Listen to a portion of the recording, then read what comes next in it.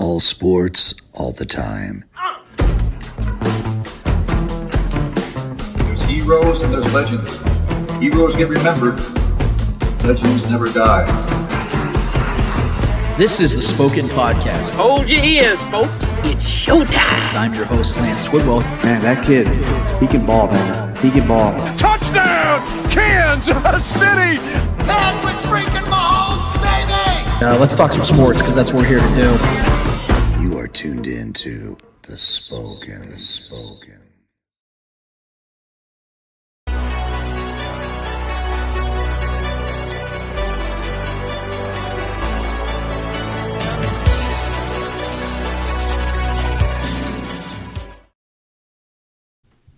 This is the Spoken Podcast. I'm your host, Lance Twidwell, here inside the Starcade Media Studio with my guy, Trevor Twidwell. Was good. Episode 234 is in full swing, full motion. We're so happy to be here with you and for you to be here with us, whether you were live streaming broadcasting or live streaming podcasting, broadcasting. That's what we're doing all the way across the board here. Or YouTube. We want to thank you so much for taking the time to be with us in this time as we have a such a jam-packed show for you guys. We had to start a whole hour early today because we wanted to make sure we got this out as soon as we possibly can. It has nothing to do with life. It has nothing to do with things that we have to do on the outskirts of this whole situation. It just has to do with the fact that we missed you guys so much that we decided to take this thing an hour early today. But nevertheless, we hope that you guys are hanging tough with us today because we have, like I said, a lot to get to. We're going to try to get to it as fast as we can because we need to get to you as fast as we can, guys. We're going to have a lot to talk about when it comes to the Chiefs and Jaguars this week. It's a big AFC showdown in Jacksonville between the Chiefs and the Jaguars. The Chiefs are coming off a very frustrating loss. The Jaguars are coming off of a very frustrating win because they didn't play as good as I think they could have very well played against a team like the Colts that are still trying to figure out what they are with a rookie head coach and a rookie quarterback.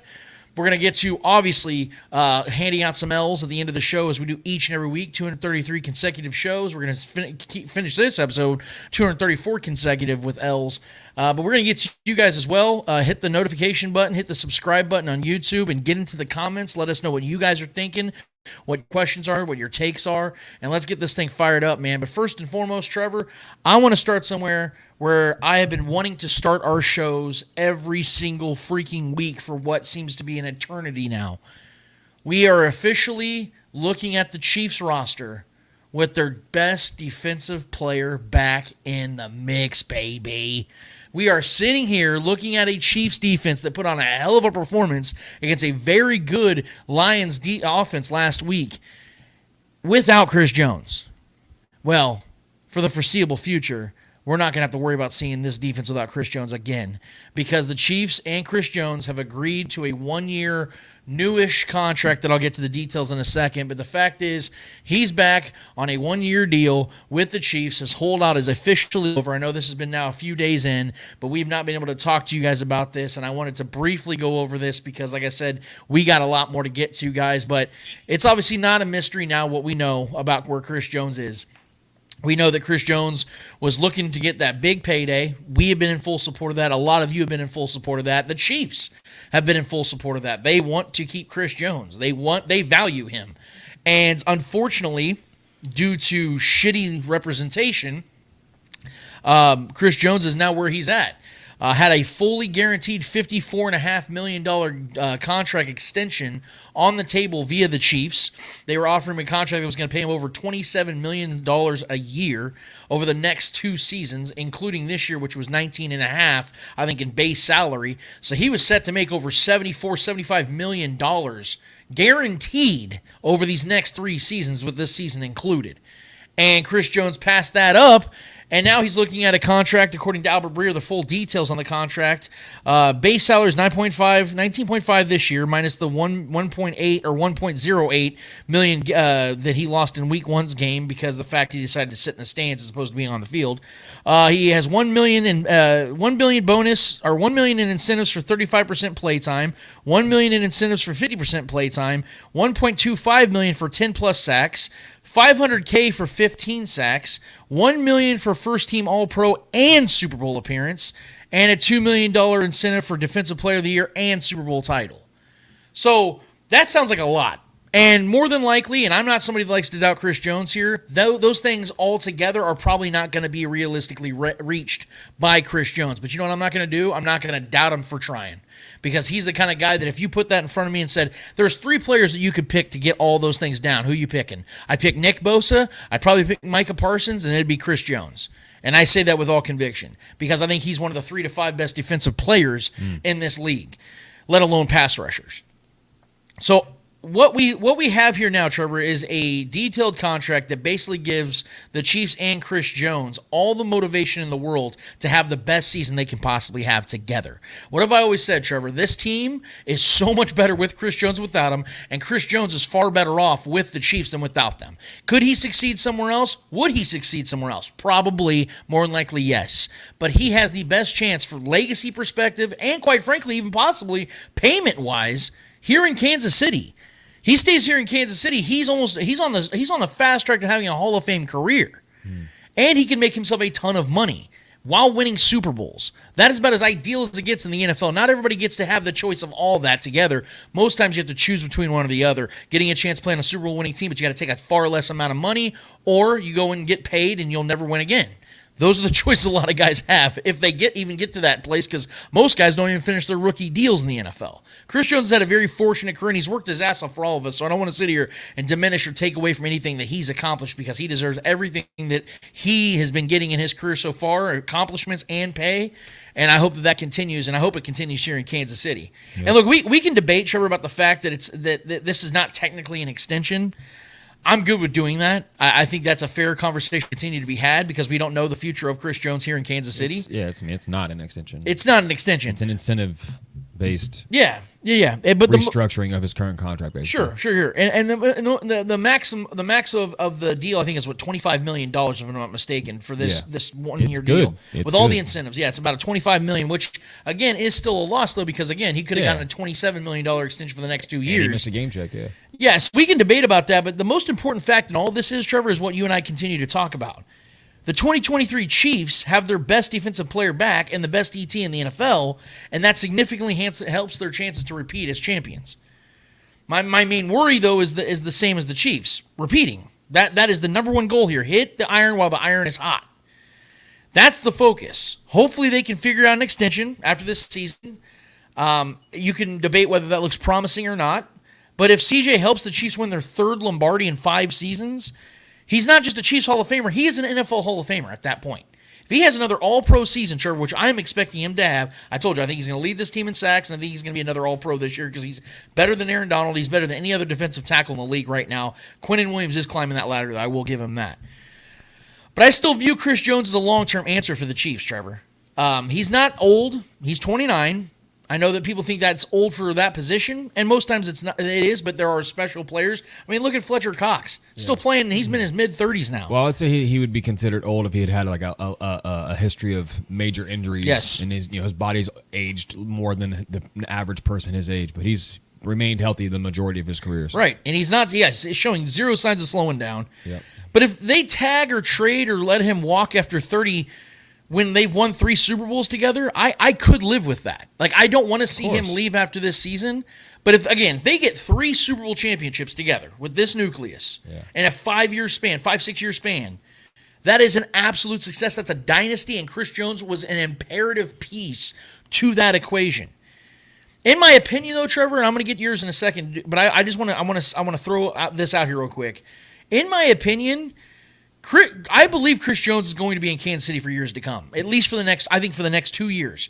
And I'm basing that on not just on my want, but rather what I think both Brett Veach and Chris Jones want. Because after the news came out, I don't know if you saw the quote or not, Trevor, but Brett Veach released a statement. He said, quote, "Chris is an elite player in this league, and over the last 7 years, he's really developed into a leader of our team. He's been instrumental to success in Super Bowl championship runs, and it was a priority for us to keep him in a Chiefs uniform. I'd like to thank Chris and his representation, Michael and Jason Katz, for their desire and patience to get this done. Though this process, through this process, 2 things were obvious. Chris wanted to be a Chiefs, and the Katz brothers work diligently on his behalf. So I think there's some half truths here, because I think Brett Veach has to be very, political. Yes, he has to be very politically correct in this and how he talks about the Katz brothers. But I think we all know that's the part where he's probably bending the truth a little bit. But where he's not bending the truth is what I think has been consistent, and what Brett Veach has shown this whole time is that he values Chris Jones as not just a player for now, but a player for the next couple of years. Yes, Chris Jones will inevitably decline. Yeah. That will happen. But, Trevor, if we look at this from an honest perspective, this doesn't read as Veach being content with Chris Jones only playing one more year with the Chiefs. I think their goal is to keep him here long term. We saw this with Orlando Brown. Now, yes, the guaranteed dollars may not have been where Orlando Brown wanted it to be, but the Chiefs offered him multiple $100 million contracts. You don't offer that to somebody you're not trying to keep. That doesn't make sense. You could just say, hey, because we saw it. Of course they want to keep him. They didn't offer Tyrann Mathieu a contract extension. Right. Why? Because they didn't want to keep him. Right. They didn't offer a contract extension to Frank Clark. They didn't want to keep him.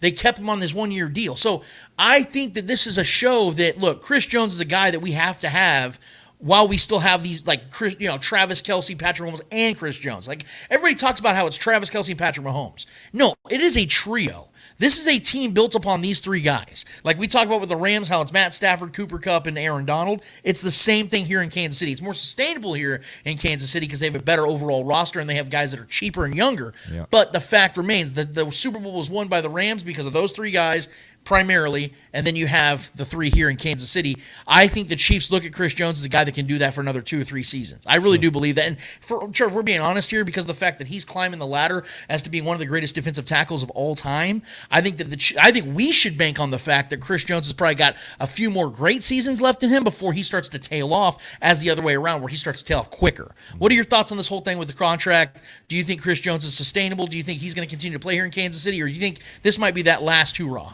Well, yeah, I mean, there's a lot of moving parts, especially once we reach this offseason, once he's officially a free agent. There's a lot of avenues we can explore, tagging him, trading him, tagging him and figuring out a contract from there. Does he get more expensive, which I believe he probably will if he has a great season this season, again, on top of the loan he just had last year. And if we win the Super Bowl again this year, his price is going to be higher next year, right? So there's a lot of moving parts, a lot of things in flux, a lot of things to be discussed, to be determined at that time. But as of right now, Chris Jones is completely lost in this situation. I think he was told one thing and thought he had more leverage than he did. Try to play hardball with an organization that's on top of the world right now, and that's a tough thing to do when you're a single man trying to, I do believe that the Chiefs want him here long term. I don't know why else. I don't know why they wouldn't. They offered him, in my mind, a really good contract extension. He didn't think that was good enough. So if he goes out and balls this year, and we possibly win a Super Bowl or even get to the Super Bowl, he's going to have that much more under his belt as far as what he thinks he's capable of and what his impact is on this team. And we all believe it. It's just, can they come to terms at that point? I think the Chiefs obviously won this situation. He was already under contract, but they, just throwing a few incentives in there just to get his ass back on the field. My concern was the distraction, for one. That was my biggest issue. Some of the hypocrisy that I discussed last week on our show that I didn't like coming from Chris Jones's side and from his camp. I know a lot of people are emotionally attached to this situation. You got to really put that aside and just think about this as a business situation. He obviously lost on that end as well, and he did turn a lot of fans off. But I think once we start winning some games, that's going to be pretty quickly overlooked as far as how loved he is here. But overall, the deal, I love that the Chiefs got him back. I love that the Chiefs got him to come back to practice and get back out there. Obviously, Travis Kelce, you can see from all the clips online that he's enjoying having his guy back. I was just hoping, that he didn't burn any bridges internally. That can happen, with Veach and the front office and I don't think Coach Reid holds any animosity towards his players on things like this. I think he's very understanding. He's a player's coach for a reason. He knows these guys. He knows that this is their livelihood. So all is understood, I believe, on that front. But for football reasons, man, we have our guy back. This is one of the best defensive players in the league. This is Joey Bosa going back to the Niners. This is, T.J. Watt getting back to the Steelers. This is he is that for us. So Couldn't be more stoked on life, and couldn't come back at a better time for a tougher matchup. I mean, this is going to be an absolute this week's game, which we will get to, could be one of the biggest games of the season. Could be a game that we look back on that if we would have won or lost that game, how that could have altered our season moving forward. So this is a massive one. He knows that we needed him. We needed him last week too. I mean, shit. Having him sitting, that was one of the most awkward moments as a Chiefs fan, seeing him sitting up there watching us lose. I'm sure it was awkward for him as well. But yeah, I still think he's getting bad advice from his agents. I still think that the holdout was for no reason. He gained nothing from it, for being honest. He gained nothing from that. Obviously, there's some incentives, but the goal from them was to hold out for an extension, and he didn't get that. So at the end of the day, they failed. They failed Chris on that. I think it was bad advice to play hardball with Veach in the front office of the Chiefs, the world champion Chiefs. That's a losing battle in my mind. As great as you think you are, it's just that's tough to overcome. So I love Chris. I love that he's back. I would love that he wouldn't poke too much on Twitter or X. Kind of leave some of that stuff alone. I know that it's hard to not press send, but sometimes just don't. Yeah. You know, telling fans to shut up and all this. And look, he's got to understand that he's above that. You know, a lot of times. So, but again, I get it. I get that it's Chris Jones' personality. He's a guy that's very outspoken. But he didn't help his case a lot for the fan base. But there are those who are logical and understand that this is just, it is what it is. Like, you know, me and you, we're not taking any of this shit personally. This is a business, and Chris Jones is good for business. He's good for the winning business, and the Chiefs are wanting to continue that winning business, and it's much easier and much less stressful when he's on the field. So I'm glad my guy's back. I'm looking forward to winning some games. I'm looking forward to making another run at Super Bowl, man. Yeah, that's the main thing, Trevor. Like, we think about how this situation showed me more than any other situation I think we've had in recent memory that there is a massive separation between being a fan and being a part of the equation. Because I don't believe it got nearly, not even remotely close to as hostile in that building as it did here in the fanhood area. Because the fact that we are looking at this from a vested interest of we pay our money, you know, we're buying into what this team is trying to do for us, you know, because it's a service industry, if we're being honest. We're paying for a quality product.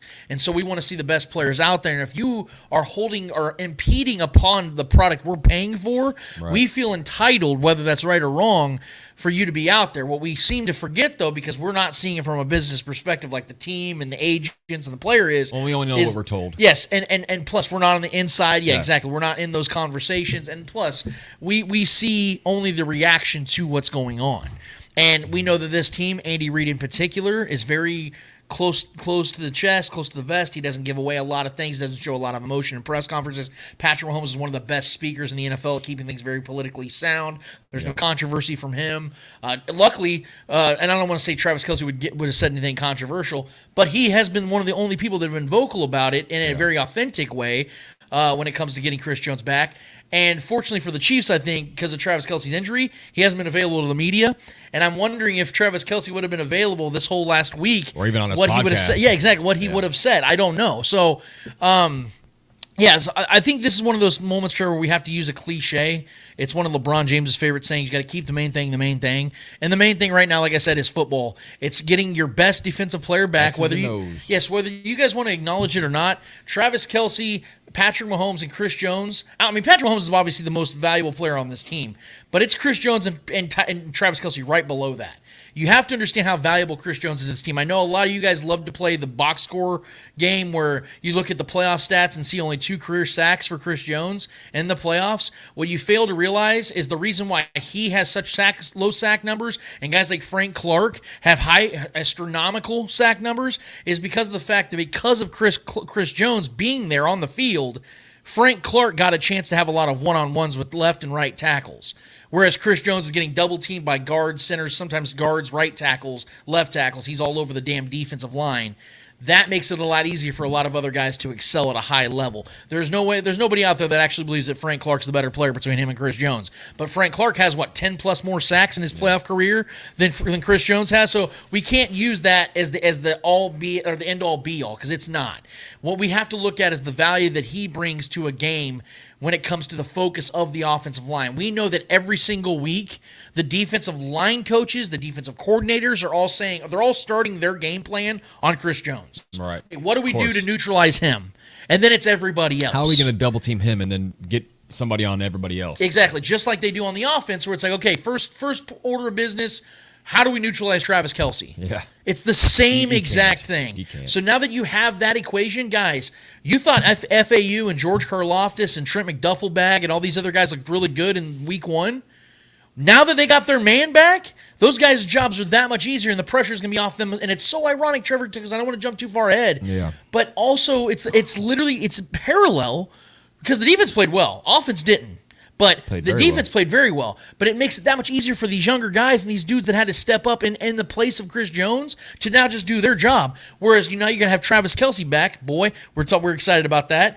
You're going to have the pressure taken off all these young receivers and these other pieces around Travis Kelce because he's back. So this is a perfect situation the Chiefs have going on right now, and it couldn't have worked out. I mean, it sucked not having either one of these guys in the first game, but it was against an NFC opponent, a team that you're probably not going to face again this year because I don't believe the Lions are a Super Bowl winning team this year. I think they're a good team. We both have them in the playoffs. I don't think they're a Super Bowl worthy team, so the Chiefs won't face them again this year. I'm not expecting that to happen. A team they could face again is the Jacksonville Jaguars. So if I had my druthers here, I would rather them miss week 1 than the other way around because this is a much more meaningful game that's coming up. Yes. So let's keep the main thing, guys, because the Chiefs got really a lot better and a lot deeper at the perfect time. Go ahead. I just want to shout out.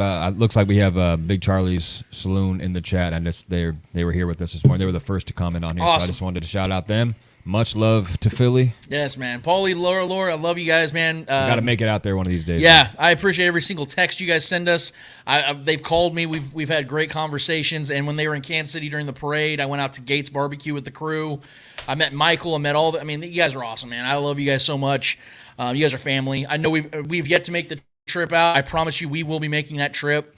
And I'm probably not going to want to leave. That's probably the biggest reason why we haven't made the trip yet, Trev. Because I'm probably gonna want to hang out there for a lot longer. Because you guys are absolute family to us, and we cannot extend that more than we have right now. We love you guys to death, and thank you so much for the support, guys. It absolutely means the world to us. Trevor, let's get right into this Chiefs-Jags preview, man. I'm ready for this game. I've been stoked for this game. It's been a long-ass it's 9 days right now. It'll be 10 days tomorrow when the game goes live. It's been a long freaking, like I said, week and a half to sit there and stew on a game the Chiefs should have very much won against the Lions. I'm not going to go too deep into that because we're moving on. The Chiefs are on to Cincinnati, a.k.a. Jacksonville. I want to build you guys up a little bit. I want to get you guys excited about this matchup because I'm actually very excited about this matchup.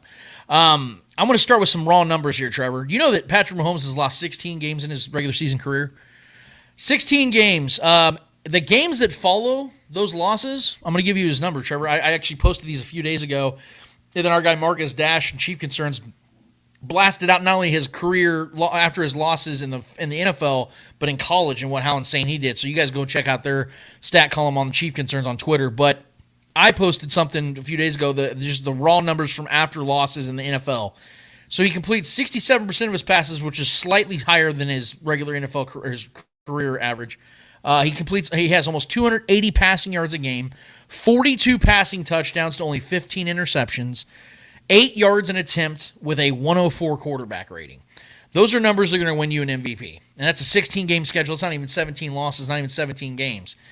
Patrick Mahomes in road games versus AFC opponents, Trevor. This is why I was so excited about the idea that this game's actually in Jacksonville, not in Kansas City. Because we heard good on the road. We heard just this last offseason, Patrick Mahomes talking to what's his name, Nate Burleson, about how he likes being the villain. Mm-hmm. Well, it's proven in the numbers as well, because in road AFC games, the Chiefs are 24-7 with Patrick Mahomes, 68 completion percentage, 305 passing yards per game, 78 total touchdowns to only 17 interceptions, 8.5 yards an attempt with a 110 quarterback rating. That's crazy. That's on the road against teams that are going against you for the AFC title, man.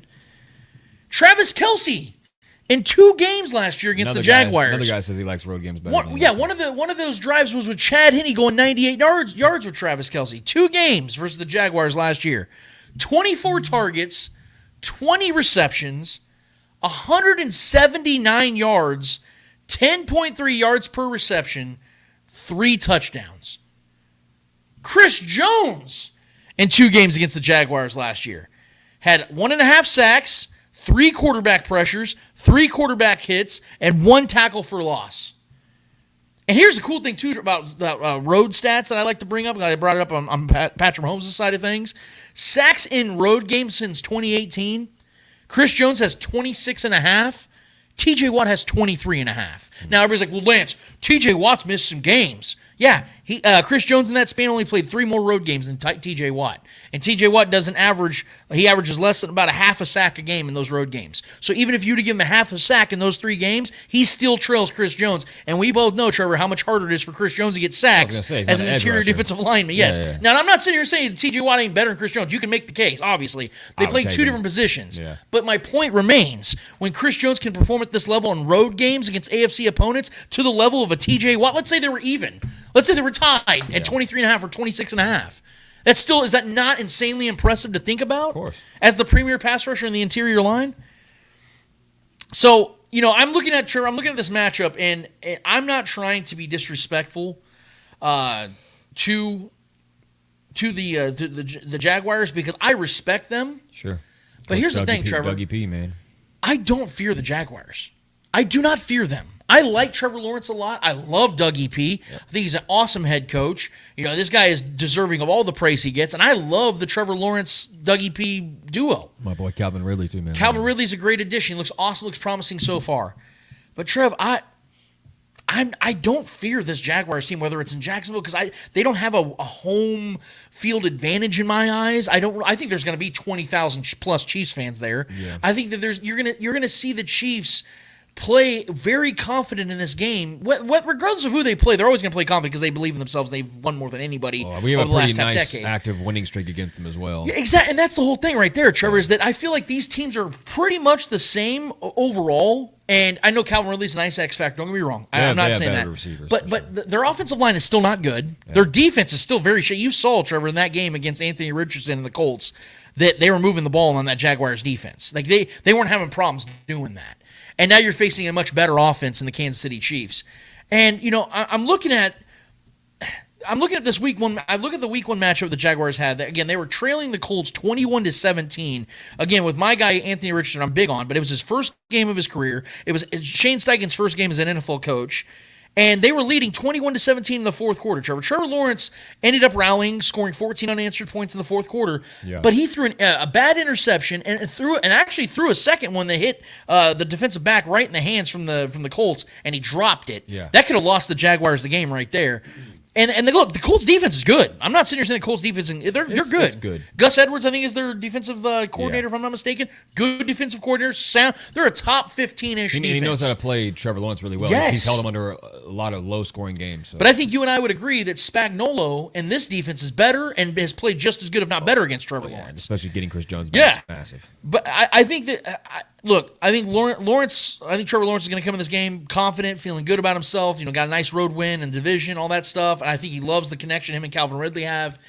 But Trevor Lawrence cannot replicate what he did in week 1 and win this game against the Chiefs. You can't have 240-ish yards, 2 touchdowns, and an interception. You don't have Anthony Richardson. You have Patrick Mahomes on the other side. He's going to have to throw. Trevor Lawrence is going to have to throw for 300-plus yards, 3 touchdowns, and that's going to be a nail-biter. He's going to have a big, big game in this week because I don't believe that Travis Etienne, with this banged up with Brandon Scherf and Cam Robinson's out. Brandon Scherf has a really bad ankle injury. I think he's going to try to play, but he's banged up against Chris Jones coming back, motivated as hell to make his incentives. That's a really bad matchup for Trevor Lawrence. I just think that, man, it's going to be really difficult for Trevor Lawrence to go out there and have even a better game than what he had and build upon it from week 1 to week 2. Even though it's at home, I get all that. I just think that the Chiefs are looking at this game, and quite frankly, for the Chiefs side of things, in week 1, their offense had a terrible game as a collective. The offensive line was really good. That was a lot of teams, though, week 1, man. Yeah, for sure. And in comparison, the Chiefs actually played a lot better. But the point is, the offensive line was really good. Patrick Mahomes was stellar. Patrick Mahomes was putting the ball in the money all game long. But everything and everyone on the outside that was expected to step in and step out for Travis Kelce in his time away essentially was a letdown. They were pretty much a no-show. I think Noah Gray played well. Some of these people like Rashi Rice got a touchdown. There's some highlights, but overall, it was very frustrating. It was a very frustrating game offensively. A lot left on the field. All that considered, Trevor, the Chiefs still had 4 scoring drives. Yeah. Think about that. Lost a 1-point frustrating game to a good Lions team. Had several, was it 6-7 drops as a collective? Yeah. And you lose by 1, you have 4 scoring drives? That's something to absolutely build upon. And Patrick Mahomes having just this whole 9-10 days to just stew on this. Well, now we have Kelce. Kelsey's back. Yes, exactly. The wide receivers couldn't play any worse than they did last week. We get to watch a pissed off Patrick Mahomes. I like the Chiefs, and I like the Chiefs a lot this week, Trevor. I'm not trying to sit there and say it's going to be a 20-point blowout, but I think that the Chiefs are going to command this game. I think they're going to have tempo in this game. I think they're going to control the clock. I think they're going to come in here and make a statement. And the 2 guys, Trevor, I want to bring up on my key players, and I want you just to take over on this, man, are 2 guys that I think that one is a guy that, a lot of Chiefs fans are big on, and another guy is just a veteran that, kind of has one big game or one big catch, and then he kind of disappears for a while. And I want to start with him. In 20 games last season, playoffs included, MVS only had 4 total touchdowns, right? 2 of those touchdowns came against the Jaguars. Okay, 50% of his touchdown production came against one team. In 2 games versus the Jaguars last year, Isaiah Pacheco put up 177 rushing yards, which is 89 rushing yards per game, on just 28 carries, which makes 6.3 yards per rush. There is no reason in the world why those 2 guys can't have that same type of performance against these guys. Again, they can't continue that trend, especially Isaiah Pacheco. Yeah. Because Clyde Edwards-Helaire all week has been sick. He's probably not playing. He practiced Thursday, but sat out Wednesday and Friday. I sat out Friday. It's Thank an illness, you. though. It's an illness. So by tomorrow, he could be feeling better and ready to go. But it's just an illness. I think that Isaiah's going to get. I think Isaiah Pacheco is going to get the go. I really think they're going to leash him this week in particular. Could probably eat. Yeah, screen game too. I wouldn't be shocked if Isaiah Pacheco caught 4 balls. If Isaiah, exactly. He caught 4 passes last week. It wouldn't shock me at all if Pacheco has over 20 touches in this game. Because also, like I said, it's a matchup thing. And I don't think the Jaguars have a strong enough linebacker room and secondary to be able to withstand. The line is not that great. Yeah, it would not shock me at all, Trevor. Well, I mean, they have good players. They have Josh Allen. Josh Allen is good, but I mean, overall, they didn't perform that well even last year. Right. You know what I mean? So those are the 2 key guys right now for me, and I'm bringing up the offense on purpose because I'm expecting the defense to bring it. I'm not sitting here saying, oh, this one defender's got to bring it. I'm expecting the defense to play a very good game in this one because they match up. Steve Spagnuolo knows how to play against Trevor Lawrence. He does. We can't sit here and pretend like Trevor Lawrence didn't have Doug Peterson last year, didn't have Christian Kirk, didn't have Evan Ingram, didn't have Travis Etienne. Yeah. He had weapons last year, and the offensive line was healthier last year. They had Cam Robinson. Yeah. Well, they put up less than 21 points both times. So I'm looking at this as the offense has to go out there and win this game for them this week. I want to see Isaiah Pacheco get 17 to 20 touches. Doesn't have to be carries. 17 to 20 touches. I want to see MVS get in the end zone. I want to see Kadarius Toney get some freaking confidence in those hands because if he starts catching passes this week, this offense is going to break wide open. And so I don't want to interrupt you because I want you to take over, Trevor, but you had yourself one hell of a take or one hell of a prediction a couple of days ago on Twitter. You said that you're expecting Kadarius Toney to score multiple times this week. Are you standing by that? Of course. This is a Kadarius Toney game, and he should have scored multiple times last week. He just dropped the ball. If he caught those passes, we'd be having a whole different conversation right now. We'd be talking about we have our guy, and it wouldn't be a big deal.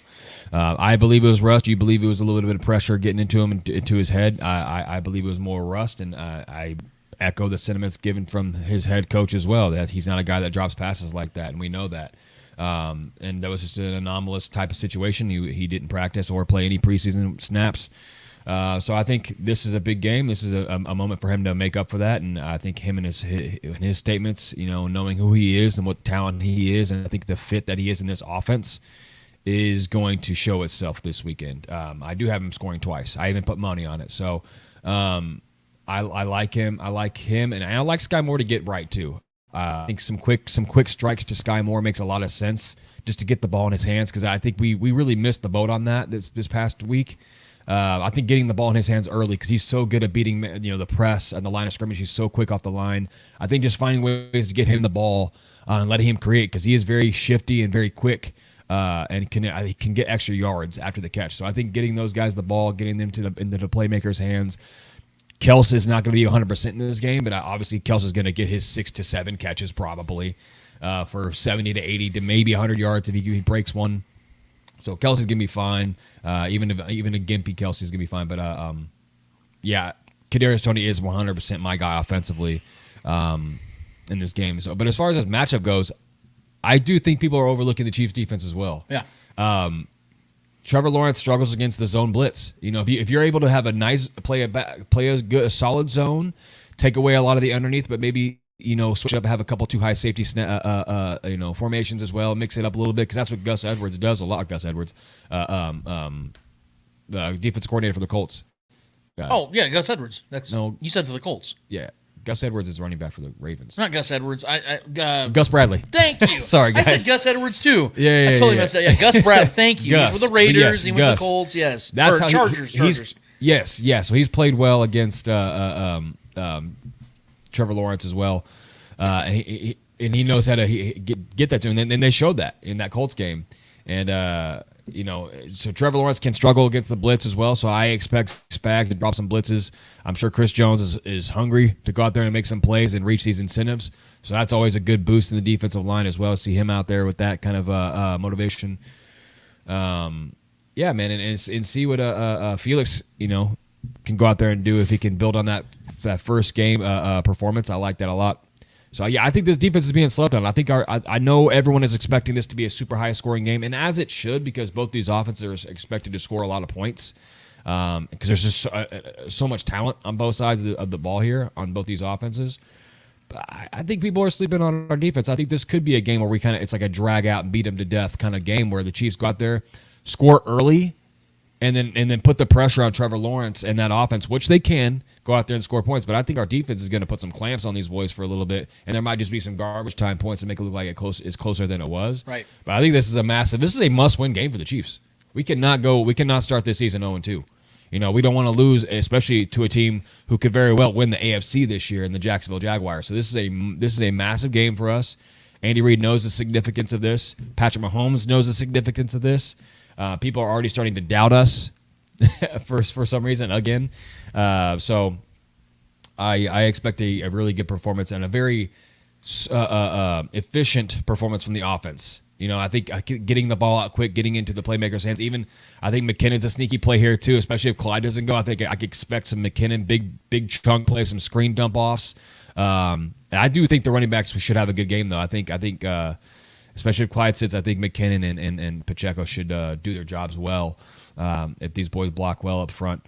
But this is definitely a Kadarius Toney get-right game for me, man. I have him really, really getting it right and working himself back into the graces of the fan base. Let's say that what you're predicting is exactly what takes place. Let's say Kadarius Toney has 7 catches for 94 yards and 2 touchdowns, right? I don't think he's not that big of a yards guy. I think he's just such an efficient player. I think he's going to score touchdowns. Let's just say he has 2 touchdowns. I don't even care about the receptions, touches, yards. I'm just throwing random numbers. More yards, but he could. But let's say Kadarius Toney has a massive bounce back game. Okay, and I'm not trying to just be the devil's advocate here, but I have to initially play it just because of the fact that this is a very strong prediction you're making based upon what he just did a week ago.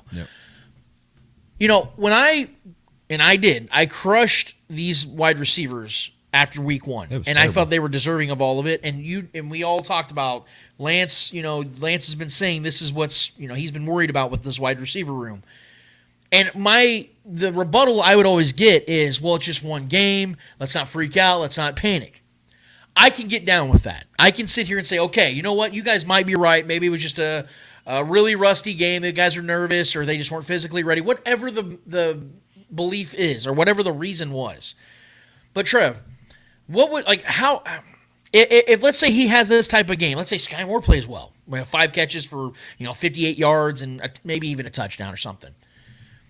Could I not say the same thing? Where I go, well, I mean, this was just one game. Because of the fact that it's now the extreme, the opposite of what just happened last week. So now we have one sample size of really bad and one sample size of, damn, that was awesome. Going into week 3, I feel like we still won't know what we have at wide receiver. Does that make sense to you? Do you understand what I'm saying? I'm still going to be concerned. Sure. I want what you said to be true. I want Kadarius Toney to have a baller game. I want Sky Moore to ball out. But I'm still going to sit here and go, it's 50-50 right now. And I don't – and now Travis Kelce's back. Maybe that was the reason why, Kadarius looked so much better because the pressure's off, and I still feel my belief is right. There's so many questions still to answer. I feel like even if he does it, we're still going to go into week 3 wondering what exactly we have at wide receiver. Is that fair? And that's only up to Kadarius Toney and this receiving core to prove that. Right. It's a week-by-week game, and things got to be proven, and we have to have a certain amount of sample size to go off that. I'm just simply going off of what I think Kadarius Toney is. I've been a truther for him since we've signed him. I liked him in college. I know what he's capable of. I know he was doubted. I know he was let go by the Giants, even though he was a first-round pick. I believe he has – listen, man, and also on top of that, he has the talent. There's not a question there. The talent is there. It's just the right place, the right coaching, the right situation, and I think he's fallen into that. And I think there's a reason Veach was so adamant on getting him. Veach wanted to draft him. He just went too early for his liking, right? So Veach, he's one of Veach's guys. And I think that's for a reason, man. I think he fits this kind of offense perfectly. And you saw, he was getting so open. Patrick was looking for him. They had a connection. He just dropped the balls. And that's very unfortunate when we lost the game, strictly in my mind, because of those drops. Those are direct points that are off the scoreboard because of those drops, and we lost because of that. I believe that. And I believe he can bounce back, and I believe he can be a massive contributor. And I believe he's a freak athlete and is very good at creating separation. Not the fastest guy, but is very fluid in an Antonio Brown kind of way. Not saying he's Antonio Brown, but he has that similar skill set to where he can create that kind of separation, get open. We saw it. He just dropped the passes.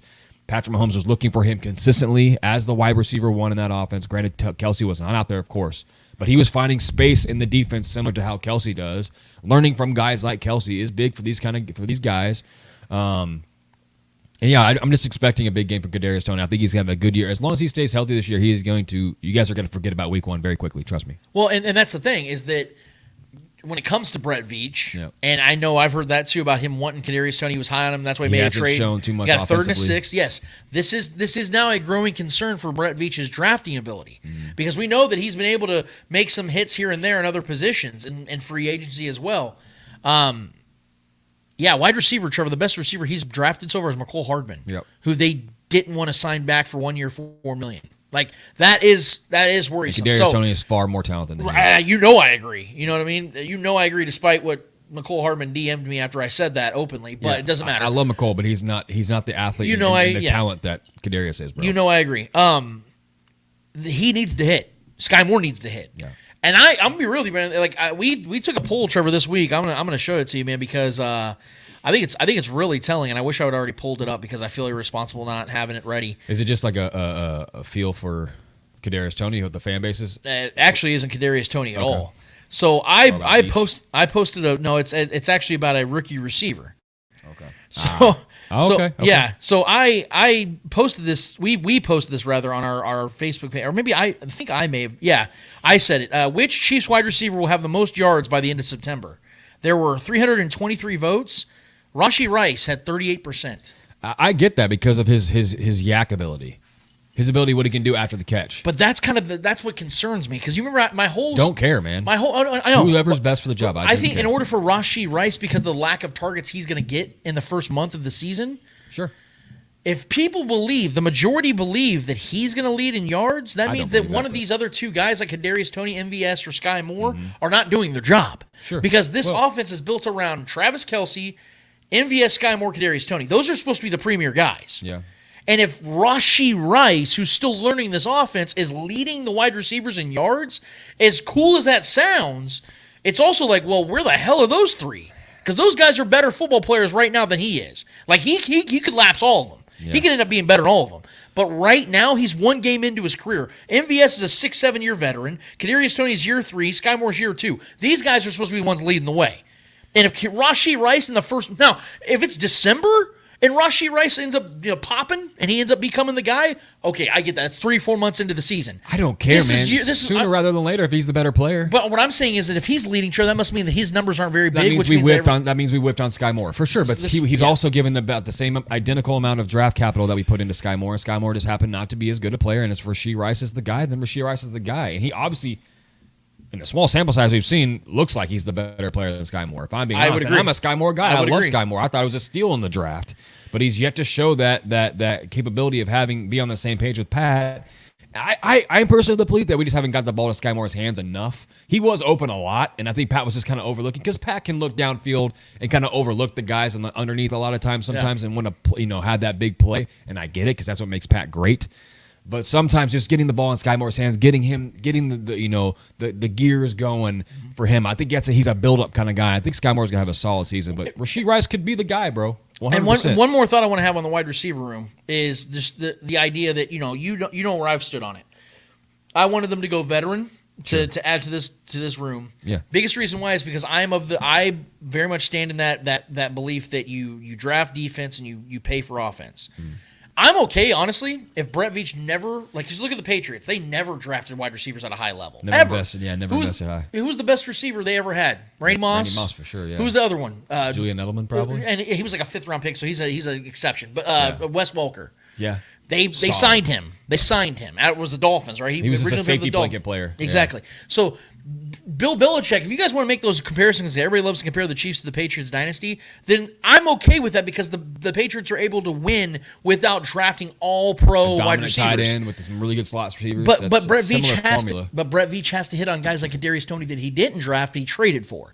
If you're signing free agent wide receivers, if you're trading for wide receivers, you better hit on those. Because if you can't draft them and you're not hitting on those, that's a real problem. And then you're putting even more pressure and emphasis on 34-year-old Travis Kelce, which is completely unfair. So, Trevor, to your point, honestly, if we're being real here, Kadarius Toney better have a game like that. Maybe not even just this week, but pretty soon within the next 3 or 4 games, Kadarius Toney better have a breakout game and show us what he can do. Because he did briefly last year. Yeah. But what are we sitting here talking about right now, Trevor, when it comes to Kadarius Toney's legacy in Kansas City? A punt return. We're not talking about some great play he made in the pass game. What I'm saying is, Trevor, it needs to happen. I want to see that happen now. It wasn't just a punt return. He did score a touchdown. Okay, but Trevor, let's be real. You and I could have caught that ball. Like, it was a 1-yard pass. Yeah, but it was a 1-yard touchdown in the Super Bowl, But I'm saying that play was more about the scheme. It wasn't because of what Kadarius Toney did. It wasn't like this great play he made. It was a ball that Patrick Mahomes literally lobbed to him because he was wide open. You and I could have caught that pass. I'm not taking that away from him. I'm contextualizing it. My point is that's not a great play by Kadarius Toney.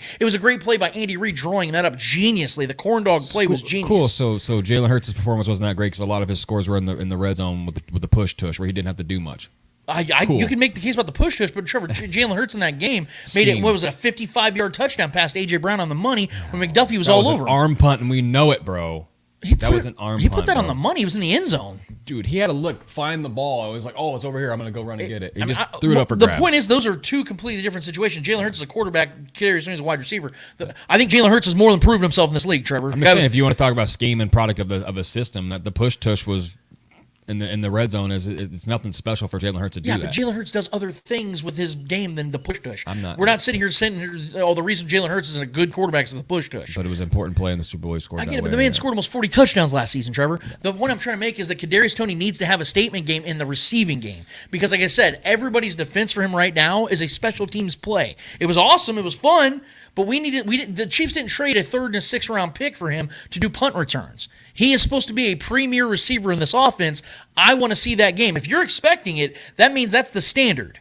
And we have yet to see that standard come to fruition. So that has to happen either this week or in the next couple of weeks because he has to end up becoming the guy. Because, Trevor, whether Travis Kelce is going to be great again or not, we have to have that other piece. There has to be another guy to the equation. And Kadarius Toney was traded to be that guy. I'm of the belief that he was I think immediately they go. Even when Juju was here, they were looking to get him the ball in the red zone, and we had packages ready for him, ready to go. He was the guy in my mind. I think, and he scored the fucking Super Bowl again. I don't care if it's scheme or not. They went to him in the Super Bowl. They trust him in that play to know the formation and to be open. And he was open, and he got the ball, and he scored in the touchdown. He scored his very first game here. Andy Reid had packages ready for him. He's the guy. I fully believe that he is the guy. He just dropped the ball last week. It sucks. It sucks we had to see that. It sucks for him because he knows he's better than that. And I think if we're sitting here on a podcast talking about he better do this, he better do. If we feel that way, don't you think he does as the athlete, as the talent, as the guy that Veach put his trust into to bring over here and has already been a champion at this point already in his young career and wants to build on that? He knows that too, and I fully expect. Well, I did appreciate the press conference that he had this week where he owned up to everything. He took responsibility to make excuses. He sat there and he took it on the chin. I appreciate that. My something I am still a little concerned about when it comes to him, though, is what he's doing on social media still. We see that on Instagram when the Giants got destroyed 40-0 by the Cowboys, he reactivates his Instagram to talk shit and then deactivates it again. It's like, bro, just please stay away from it all right now, because I want you just to be focused on what the task is at hand. Just be good at football, not social media. Well, and I don't like to tell the grown men what to do with their free time, but if you clearly can't handle it, then get, like Tyrann Mathieu. Trevor, you and I 2 years ago were sitting here talking about that. Like, Tyrann, get off of Twitter, dude. And you can't the timing handle it. was just so bad for Tony to do that. Yeah. Like, bro, you cost your team a game, and then you're going to go talk shit on your previous team. Like, it makes no sense. It looks so bad, man. Yeah. Like, just focus on getting better. And then if you want to talk shit, like, I can't really say anything, because one thing, a rule I've always said, Trevor, is if you can back it up, talk all your shit. That's why you and I, we love the UFC. Dudes in there talk shit. And if they back it up, I'm like, well, I mean, the dude did say what he was going to do, and he did it. Like, I can't really. So Kadarius goes out there, has a baller game against the Jaguars, and then wants to talk shit.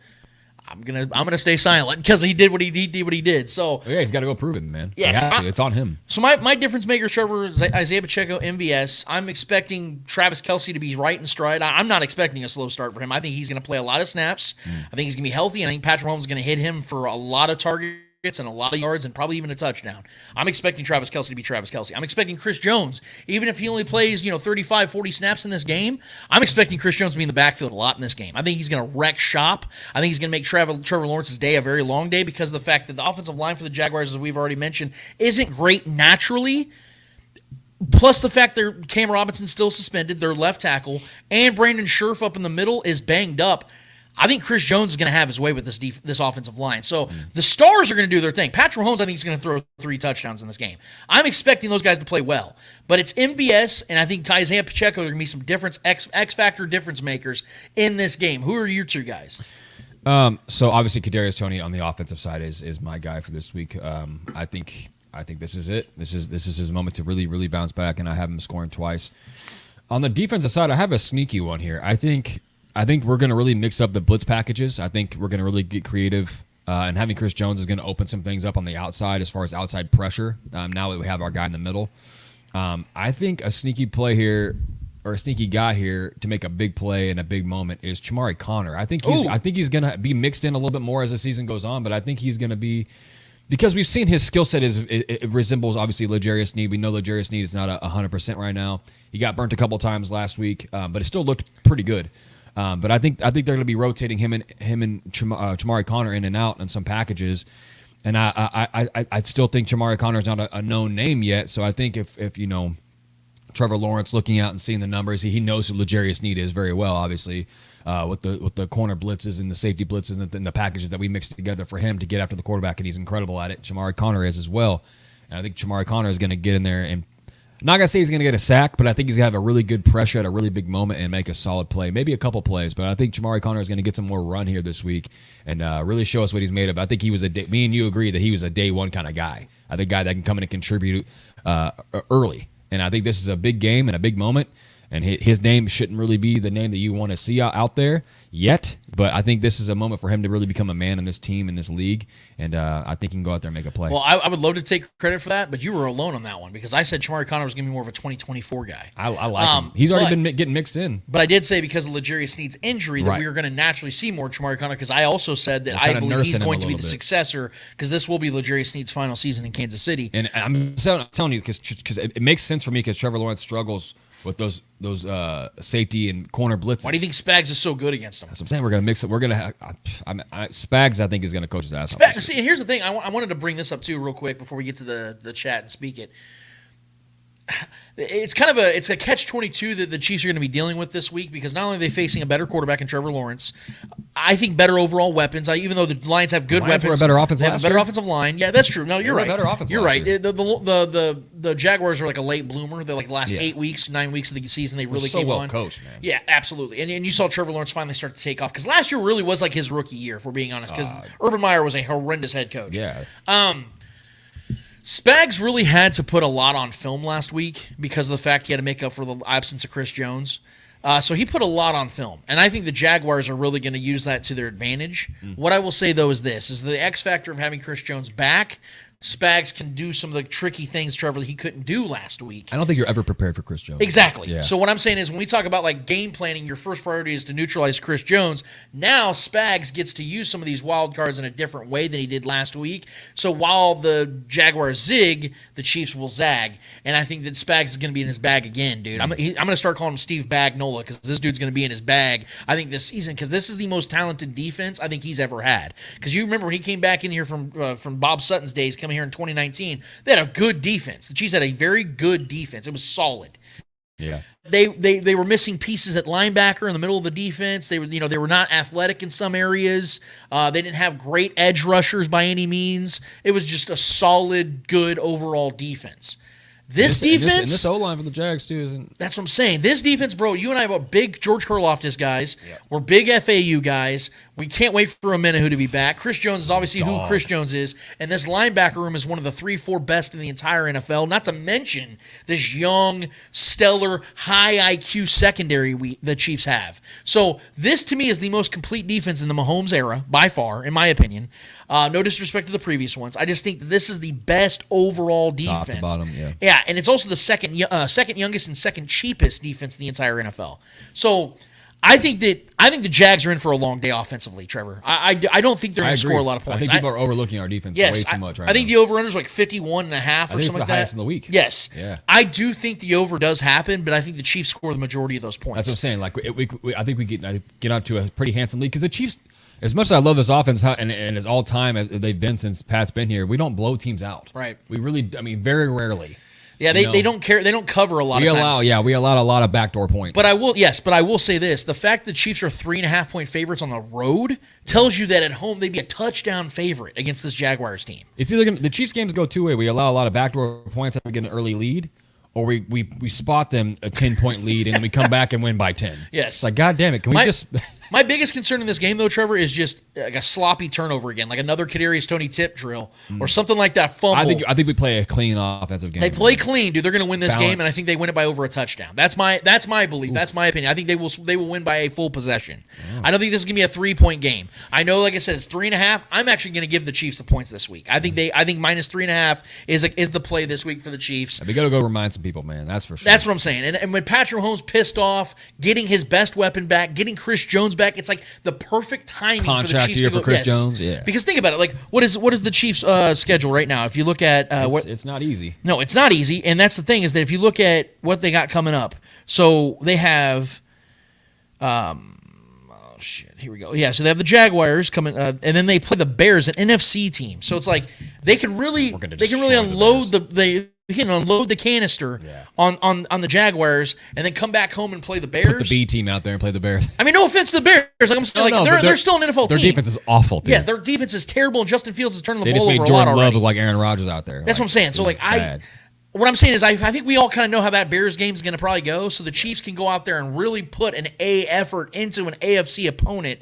and really put the beats on them, dude. Like, I'm not sitting here trying to we have to. This is a must-win game for me. I know it's early, the Jaguars, and you know what? I almost agree with you. I still think the Chiefs are the one team that can start 0-2 and still win their division. Oh, yeah. Because I don't believe in any other AFC West team. The Chargers already shown they can't stop anybody. We're lucky that the Chargers and the Broncos lost because no one believes in the Raiders. I mean, I know the Raiders got their dub. Clearly not, yes. No one's worried about them. So the fact that the Broncos and the Raiders Chargers got to go lost, to Buffalo after Buffalo lost the way they did. Oh, dude, they're going to get smacked. I think the line was 8.5. Yeah, they're going to get 9, something like that.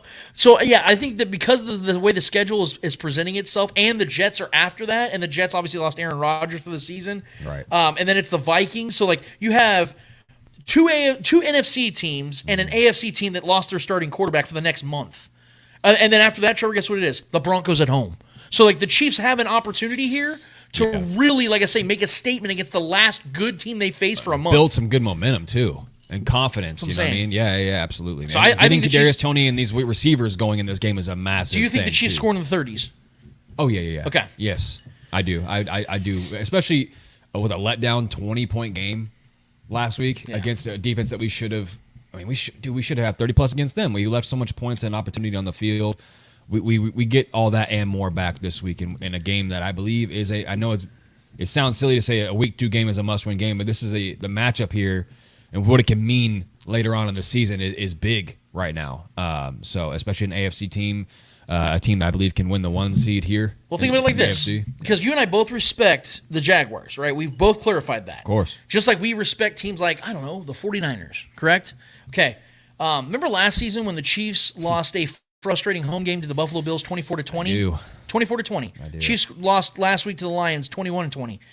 The next week they went into San Francisco and put up 44 points against an elite San Francisco defense. Game. Yeah. Nick Bosa was back. They had Fred Warner. They had all their guys. And the Chiefs went in there and blew them out the fucking Clyde was arena. running all over them. Clyde and McCole were all over in the all night over. game, I mean, Travis Kelce got a touchdown. Justin Watson caught a touchdown. Yeah. Chiefs forced like 3 turnovers. Like, this was a statement game the Chiefs made right before their bye week against an NFC opponent. Mm-hmm. This is an AFC opponent on the road. And again, I think there's gonna be a lot of Chiefs fans there. Trevor, I think the Chiefs can flirt with 40 in this game. I do, and this is going off of what you believe could happen with the wide receivers. If they play, I got this Kadarius level, Toney scoring 2 touchdowns, bro.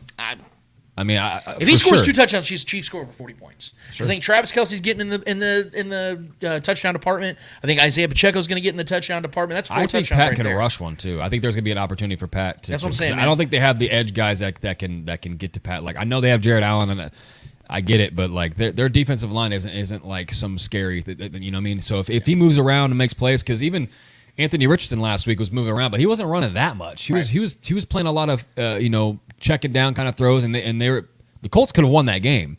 So Anthony Richardson wasn't taking advantage of a lot of moments to run. I think he could have. So if Pat has some opportunity, Pat will run. He led the team in rushing last week. I could see Pat having some big scrambles in the red zone this week and maybe possibly running a tutty in, man. So yeah, 40 is not out of the picture for sure. I would not be surprised. Well, you guys have heard our predictions. You guys have heard our thoughts on how this whole preview, this whole breakdown is going to go between the Chiefs and Jaguars, this matchup. I think it's a big game, but I think the Chiefs are still in a class of their own. And until the Jaguars can prove to me that they can hang with the Chiefs and make it an actual game, because I'll be honest with you, if it wasn't for Patrick Mahomes getting injured in that playoff game, I think the Chiefs would have smoked them in that one as well. They won by double digits against them earlier last season, I think it was 27-17, if I'm not mistaken. I think that the Chiefs are just in a class of their own. The Jaguars are a team on the come up. I do believe that they're going to become a Super Bowl contender, but I had them 12-5 winning their division this year, but I didn't have them in the AFC Championship like a lot of people do. I think that they're a team that's still a year away from really title contention. I don't believe they're a Super Bowl title contender yet, but they will get there because Trevor Lawrence is so young and Dougie P is just now getting that offense rolling, and I think they're going to continue to climb. But the Chiefs are at the top of the mountain until they get dethroned. Otherwise, I'm going to stick with them beating AFC opponents like this in big games, because I agree with Trevor. This is a big game. Absolutely. Let's get to speak it. Let's get to the people, Trevor. I know that the chat's blowing up a little bit. We got some people in there. Let's get right to let's get right to it, Trevor. What we got going on? All right, so first off the bat, we got Super Devil Juice on YouTube. Yeah, what a name. It is Halloween time, so Super Devil Juice, what up? How long will it take for FAU to get going? I think it got going pretty good last. He put some pretty good tape on the old TV screen last week for me. But yeah, go ahead. Well, we saw in the preseason. Like, you know me, I hate preseason. But rookies, it does matter, because we see in training camp, Trevor, that rookies don't get rookie edge rushers, or any edge rusher for that matter, doesn't really get a chance to take off and do their thing in training camp. You can't hit the quarterback. Right. So FAU, I was holding my opinion for whenever he sees an actual quarterback he can hit. What I saw in training camp was this dude's going to be awesome. I am a big, obviously Karlaftis is a guy that I'm big on as well, but FAU has that cool story to him as well. He's a local kid, grew up in Lee Summit, went to a lot of Chiefs games. Trevor, you and I probably hung like right next to him at Chiefs games for all we know. Probably. Kid was a stud growing up here, and he ends up playing for a hometown team. It just feels like that cool story that you get to like reminisce on.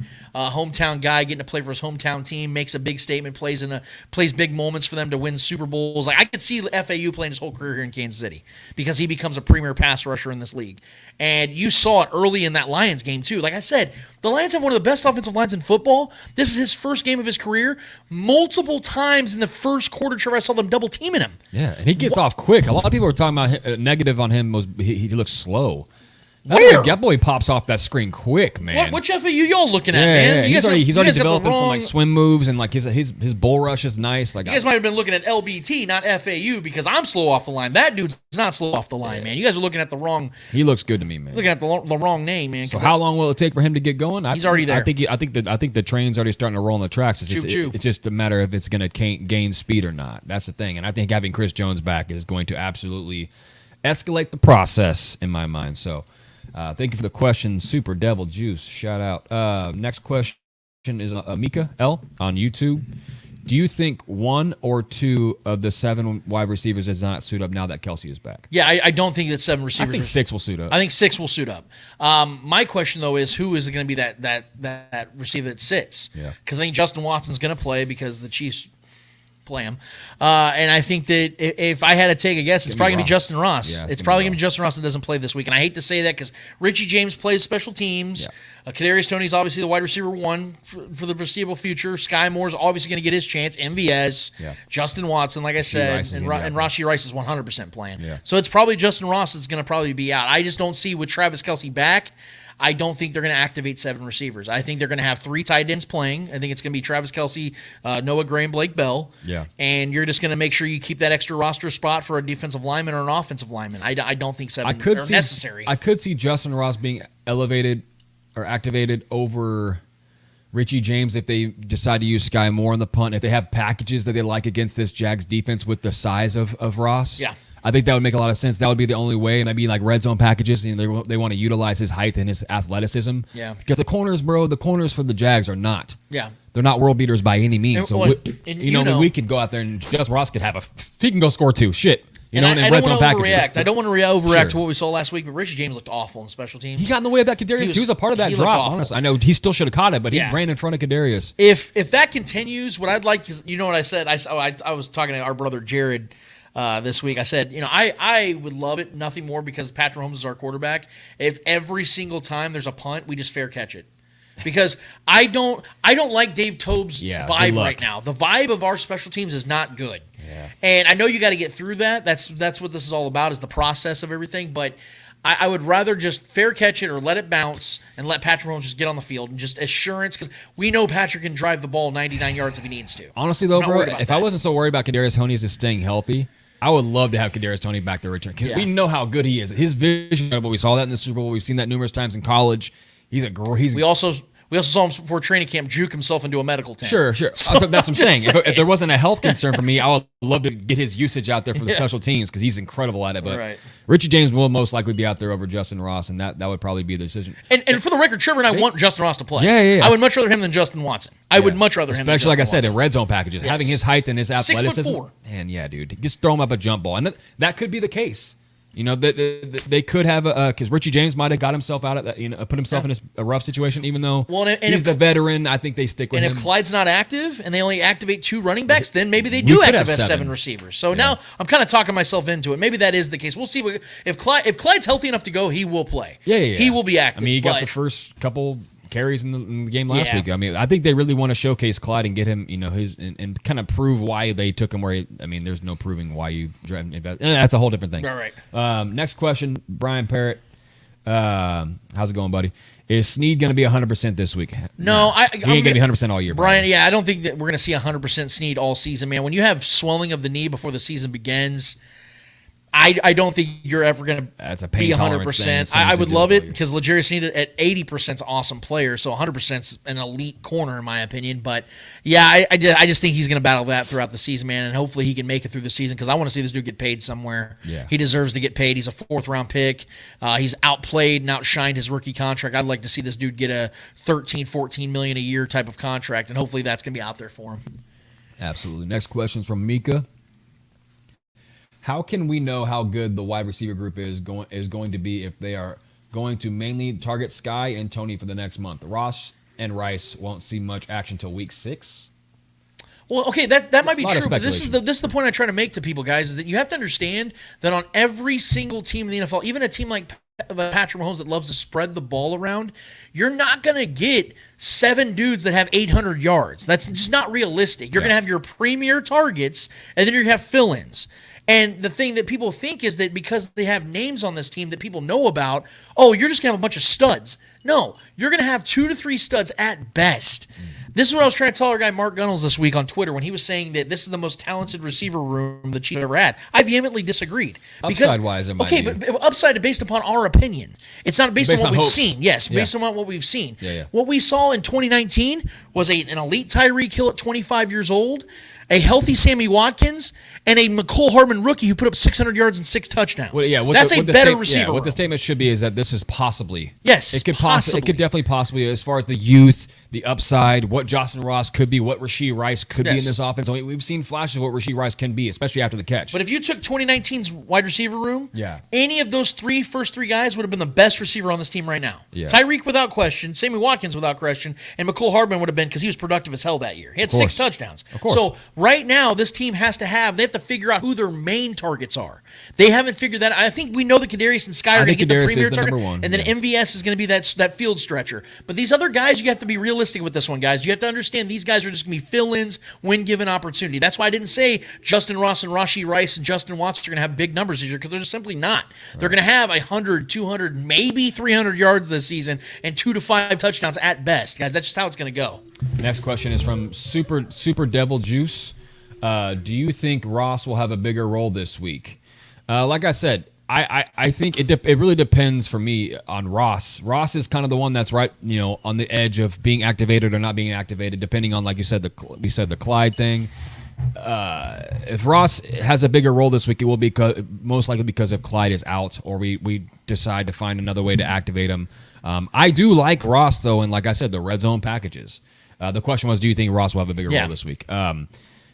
Like I said, I hope so. Shit, like I'm always the guy. Even if he ends up being the guy that scores 2 touchdowns over Kadarius Toney, I don't care. I want the best guy to have the best opportunity in each situation. I want the Chiefs to win at the end of the day. Whoever scores the touchdown, whoever has the biggest role, I do not care. I want the Chiefs to win games. So I think Ross has a chance to have a bigger. I don't think it's this week.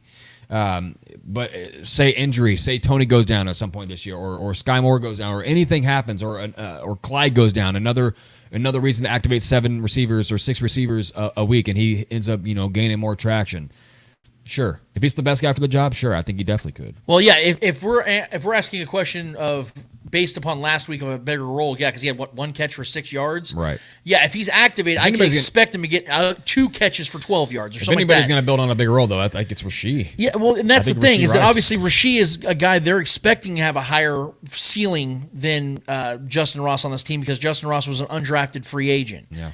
He wasn't a guy that the Chiefs have high expectations on in comparison to Rashee Rice, who's a second-round pick, who had an amazing season at SMU his final year. So I'm expecting, yes, that if Justin Ross is active, yeah, I could see him having more than one catch for 6-7 yards.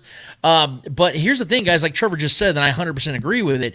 The only way Justin Ross is going to really start to put up big numbers or even get a chance to put up big numbers is if someone else goes down. Now, because of the fact that Kadarius Toney deals with injuries throughout his career, I think there is going to probably be opportunity this year. I'm expecting. I hate to say it. I don't want to put it out there, but Kadarius Toney's probably going to miss some time this season. I don't expect him to play all 17 games. So that means that there's probably going to be a week or two where Justin Ross gets 8-9 targets. I don't think it's going to be this week because Kadarius Toney's a full go. But yeah, I do think if it's going to happen, it'll probably be later in the season, and I do expect Justin Ross to put his best effort out there because I don't know what he is yet, but I do know this kid works his ass off and he is talented. Yeah. So I want to see him get his opportunities, but like I said, it's not going to probably be for a while. I do think he is a third and long and a red zone package kind of guy right now. I think that's what he is. I think it makes sense. I mean, even Brett Veach came out and talked about him and Rashee are package receivers right now. Which is fine. That's something that can build on. But both those guys can become more as the season progresses, especially if opportunity presents itself via injury. Who knows? But I do think that Rashee Rice has the edge on him right now. Obviously, he's scored a touchdown. Yeah. But scoring touchdowns with Patrick Mahomes, you're going to gain trust. You know what I mean? So, and catching the damn ball helps a lot with building trust as well. So Kadarius better get his ass in line, or he's going to be on the hot seat. Next question is from our guy Brian Parrott. Who is going to keep Cisco the headhunter from killing everybody? Hopefully the freaking refs, man, because this guy... That was rough. Now, I can't say that he's been dirty like that. He's a good player, man. Yeah, all last season, he just happened to have a really bad game against the Chiefs, and we know that we hold on to that stuff here in Kansas City. Yeah. I'm not expecting him to do anything like that again this week. I don't know if he has a reputation for that or not. I haven't heard enough from people to say that Cisco is a dirty player. Well, yeah, but he had a dirty ass play against Juju. Doug Peterson doesn't have the reputation of being a dirty coach or having any kind of like mentality of that. So, I think they keep it clean. I mean, he did target MVS and took Juju out of a couple games last year, so that wasn't fun to deal with. But yeah, man. Hopefully, we don't have to worry about that guy. Hopefully, his name is mentioned a lot and only in our favor. I'm looking forward to that. We have a quote here from our guy Shaggy Shane. What up, Shaggy? Cornerback Jalen Watson had 0 defensive snaps game 1. He could be inactive. Clay and I kept watching Jalen stand on the sidelines last week at Arrowhead. Isn't that weird? It is very weird. I will say this because of the fact that last season, in his rookie year, Jalen Watson averaged 38 snaps per game. Yeah. On the defensive side, and not to have a single snap in a game like that, it was very I don't know. We haven't heard anything, whether it's like speculation of whether he was in trouble or injury related. We don't know anything. We've heard nothing, and it's honestly kind of confusing too, because I didn't hear a single reporter or anybody ask Andy Reid about it or Steve Spagnuolo about it. I feel like this should be something. Maybe it's because it didn't really matter. Like if the Lions would have came in here and torched the Chiefs for 450 passing yards, then Jalen Watson would have been more of a focal point of why this happened, why they didn't play well. Yeah. But because of the fact the defense looked good, I don't think anybody really cared, to be honest. So that's kind of where I'm at. Like I like Jalen Watson. He played a very important role in this defense last season. But we know, Trevor, especially at the cornerback position, it's year to year. Yeah. Sometimes guys look great. Like, remember Phillip Gaines looked awesome his first season, and then he was horrible. He was just straight up booty for the rest of his career. So I'm not saying that's Jalen Watson. I believe in the kid. I like the guy a lot, and I love his story, and I'm rooting for him. Yeah. I'm just saying maybe it's going to kind of come in waves where the Chiefs feel better about another guy more than him, or because here's the thing. This is a good problem. If it's just simply because of depth, that's a great problem to have because it's not performance based. It's more of, hey, I just think that we have so many guys. Let's kind of work them into the rotation. It's kind of like the wide receiver room, if in fact it is what people think it is. Where, hey, look, man, Justin Ross, we love you. Hey, Richie James, we love you. Hey, Rashee Rice, we love you. But these other guys are performing at a higher level. We're going to rotate. And if he becomes cornerback by committee, if it becomes wide receiver by committee, and it's working, I'm okay with it. So hopefully Jalen Watson's okay first and foremost, and he can get back on the field. But if like I said, if it's a depth thing, then I'm good with it. Yeah, I don't even know who was even starting over him. I don't even know. I know Josh was probably out there alongside McDuffie. Well, L'Jarius Sneed was out there a lot too. Sure. So I mean, maybe Connor got play. Maybe it's just the odd man out of the rotation right now. Maybe he's in the doghouse or something. Yeah. Who knows? I don't even know if he was out there on special teams, to be honest with you. So I mean. He got 16 snaps on special teams. 16 snaps. Okay. Or 18, something like that. Yeah. Maybe, man. Maybe he's just getting edged out. Maybe and a lot of times early success for young corners like that can be a tough thing to live up to carrying on through your career. He had immediate success. That's what I'm saying. That pick six was a week 3 against the Chargers. Yeah, on Gerald Everett. Pick six. Yeah, that was incredible, man. That's what I'm saying. So early success, man, that can be tough to sustain. And when you're not sustaining it or you're not making those plays after you've been made plays like that in such a big moment, big games, it's hard for you to kind of. And again, keep yourself there. I think if there's one position, Trevor, that we trust Brett Veach in more than any is corners. For sure. Without question, this guy nails it at that position. For sure. So I hate to say it, but it is a business, and if Jalen Watson ain't working out or there's something better, you got to go with it. You know me, man. I don't care. I mean, I care to an extent about the name on the jersey, but I always want the best player for each position on the field, and I trust Spags to know what he's doing out there, with who fits what scheme better. And our defense played great last week, and if we can build on that, I'm with it. Let's see. Next question is from Mika, following up with her last question. So was it a mistake to take 7 receivers? Was it a mistake to take 7 receivers? I think the mistake started before they decided to have 7 receivers. I told you guys all along, and I hate to keep repeating myself, but the question's being asked, I'm going to answer it. The Chiefs, a team that's infamous for keeping 5 or 6 receivers on their active roster to start the season, decided to do this because they didn't really have another option, because they made their bed by not going out there and getting a difference maker. They believe in Kadarius Toney. They believe in Sky Moore. They believe in these guys that they've drafted or signed in free agency to become what I expected guys like DeAndre Hopkins to already be. And those are big shoes to fill. It's big shoes to fill for Juju, or to replace Juju, who had 933 yards last season. That's not nothing, guys. Juju was a very important player in this offense last season.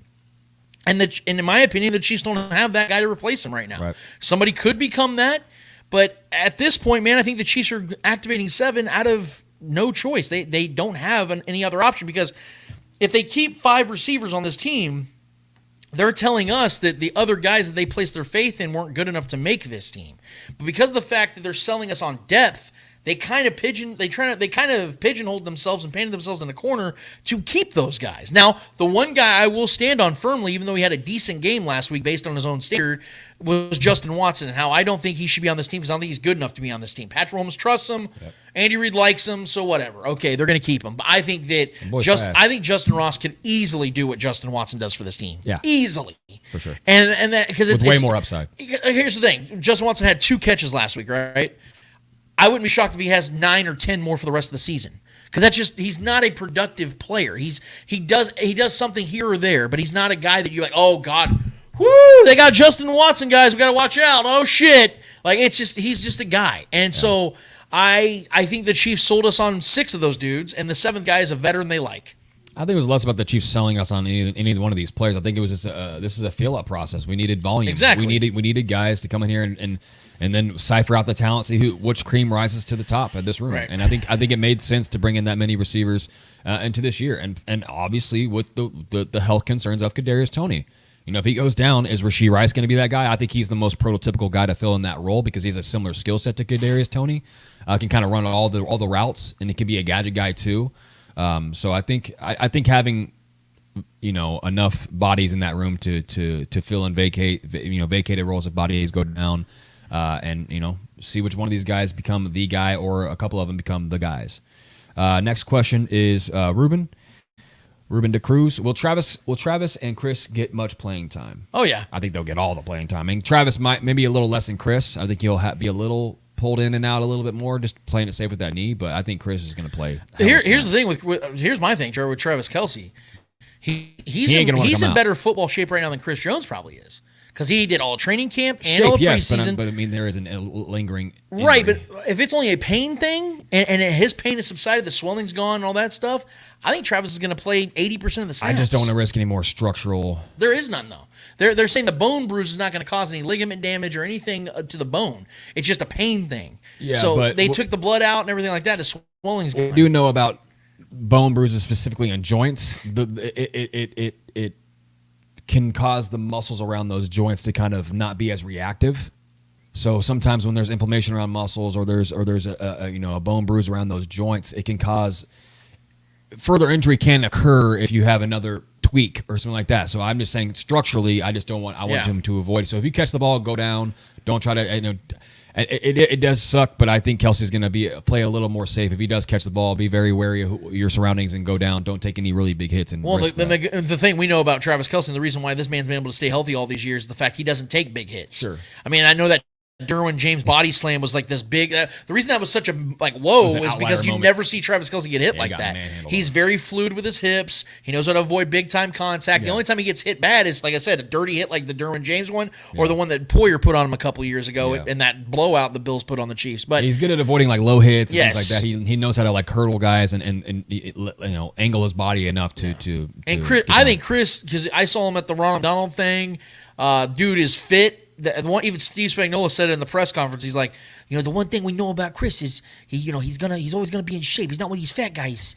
Like Spagnuolo was like singing his praise about how in shape this dude is. He's a monster. The dude's an absolute animal. I'm expecting Chris Jones to be just fine. He's gonna play, I would say, at the minimum 35 snaps in this game. I think Chris is going to be out there all damn game. Yeah, I think he's going to make noise. I think he's so hungry. I think we're going to see one of the most motivated Chris Jones we've ever seen. I think this year is going to be the most motivated Chris Jones, even more than his first contract extension. So, next question is from Brian Parrott. Why do we always believe that this year our defense will perform in September?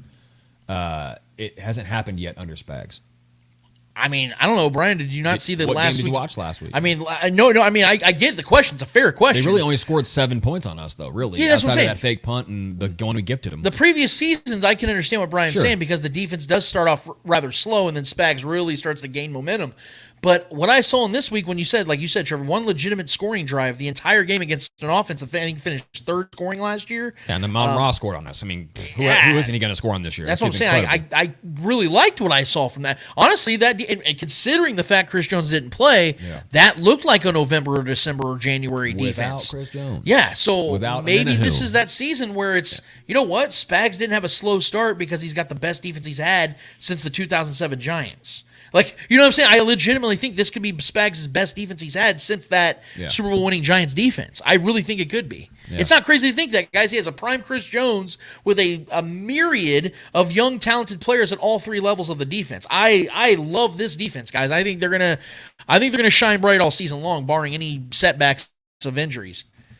Yeah, I agree. I mean, and plus, like you said, we have a bunch of new names in this defensive room, and I think there's a little more higher hopes this year, especially now that we know we have Chris Jones back. I just think there's more reason to be optimistic about this defense early on in this season than years prior. Yep. Billy Hodge. Oh, no way, Bill Hodge. Our guy Billy Hodge. Eddie misses you.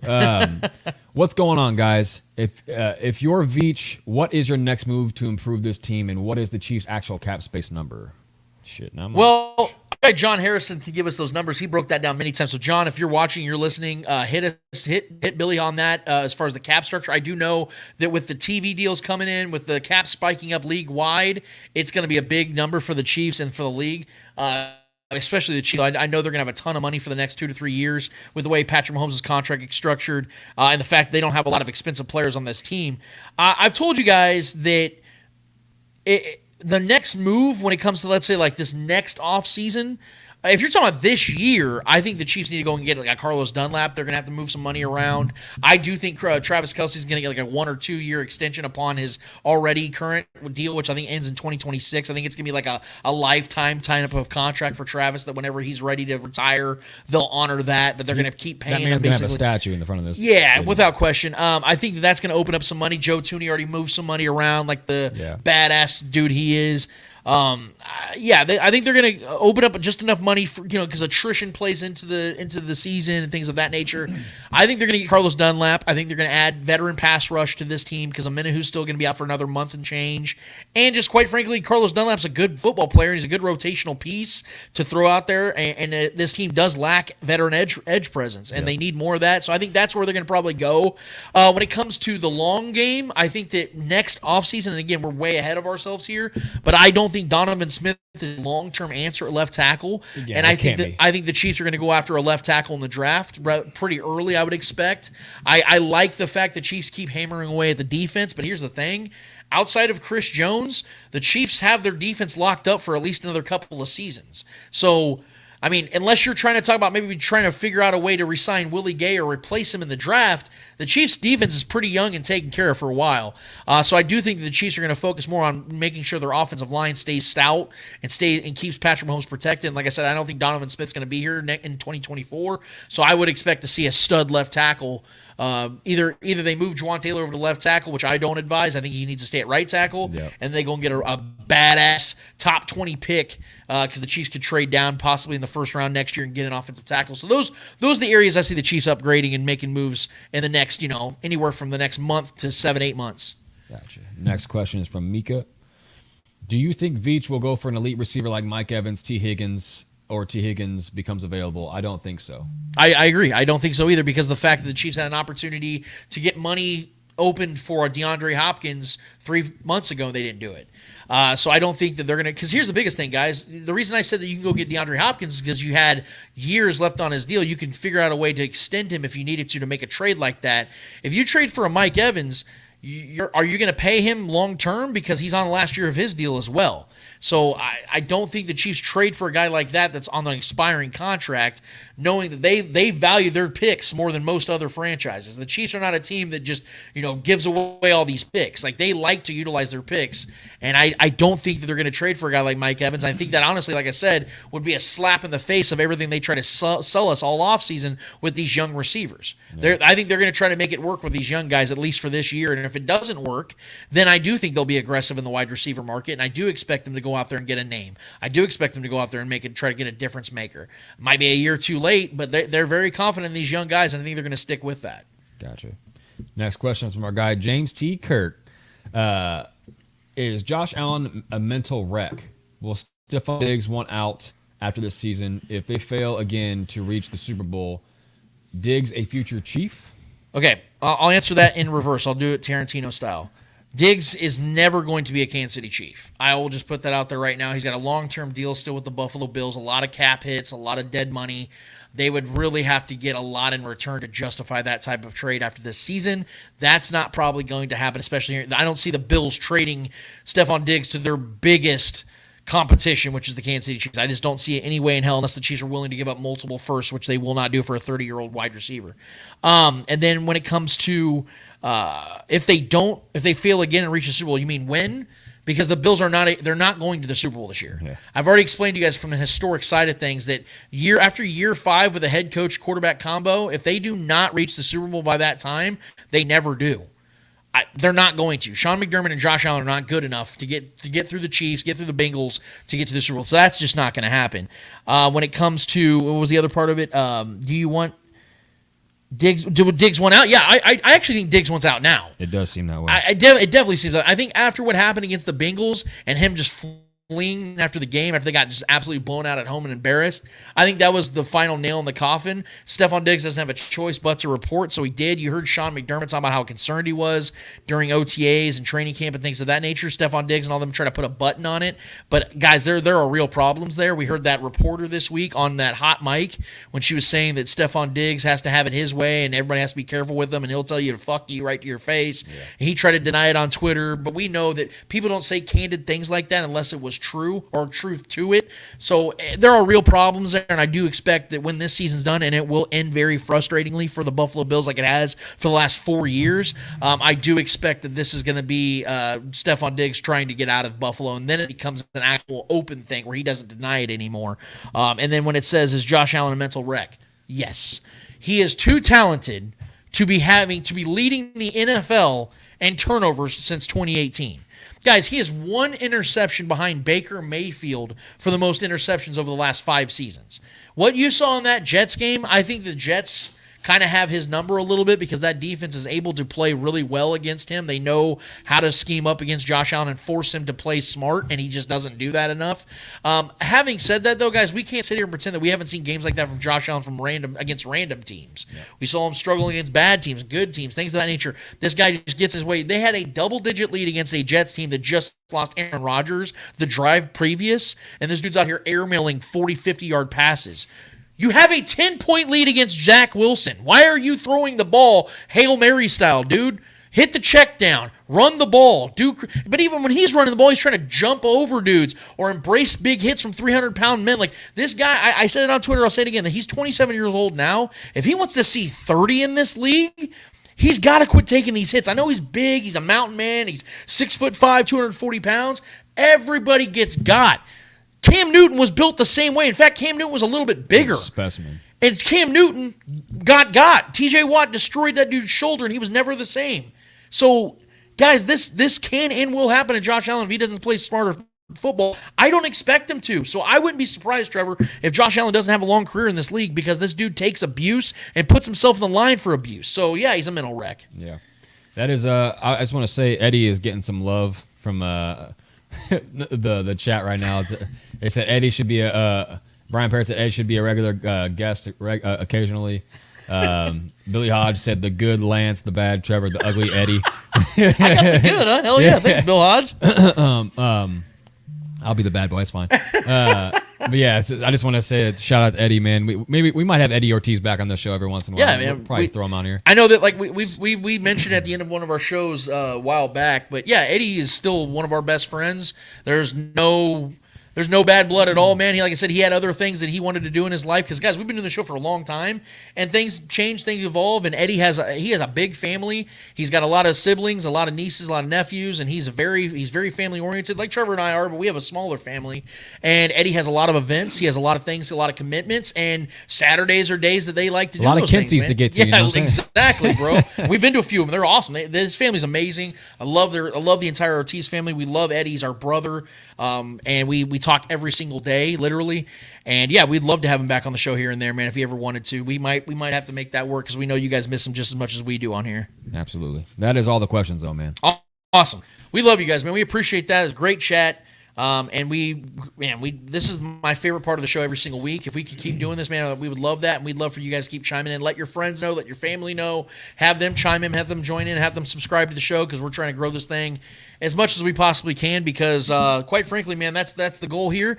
If we don't have you guys, we don't have a show.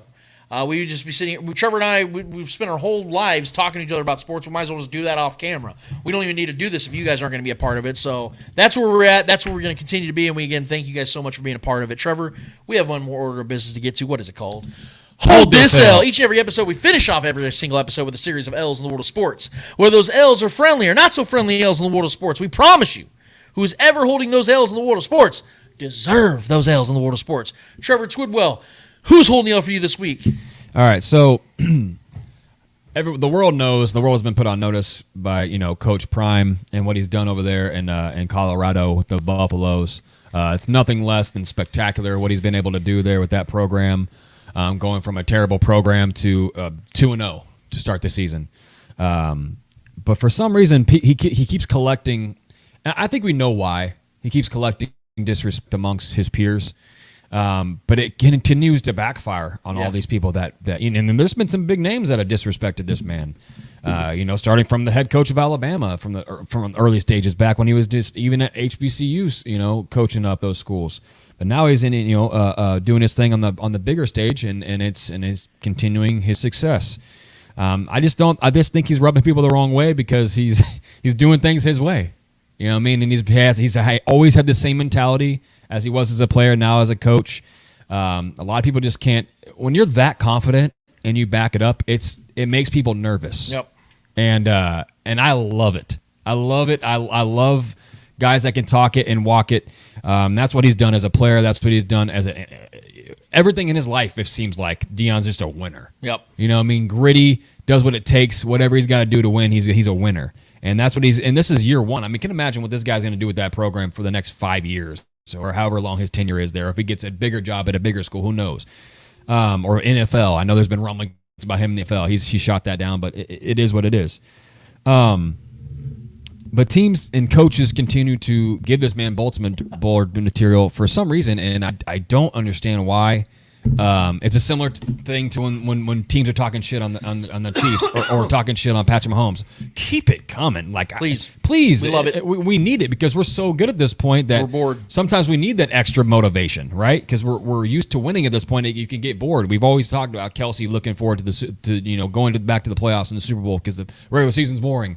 You know what I mean? So keep giving us these things. Keep giving Coach Prime that bulletin board material for him to continue getting his boys ready, week in and week out. But one coach specifically, the Colorado State head coach, Jay Norville, is currently going viral by adding fuel to the fire for Saturday's rivalry game against Colorado. During a recent appearance on his coach's show, Norville took a shot at Buffalo's coach Deion Sanders, who frequently wears a hat and sunglasses in his press conferences. The fact that this is the kind of stuff that bothers coaches and other people is hilarious. I just want to throw it out there, by the way. Glasses and hat. Okay. His quote was, quote, "I don't care if I hear it in Boulder. I told them, I took my hat off and I took my glasses off, and I said, when I talk to grown-ups, I take my hat and my glasses off," Norville said. "That's what my mother taught me." Cool. Like, why do we have to attack people's personal makeup and people's personal attire or how they do things or what their look is? Is he a good coach or is he not a good coach? Is that becoming a good program or is that not a good program? Are they overachieving? Or are they superseding the expectations that was heading into this season? Is he not doing his job? That's all that matters at this point.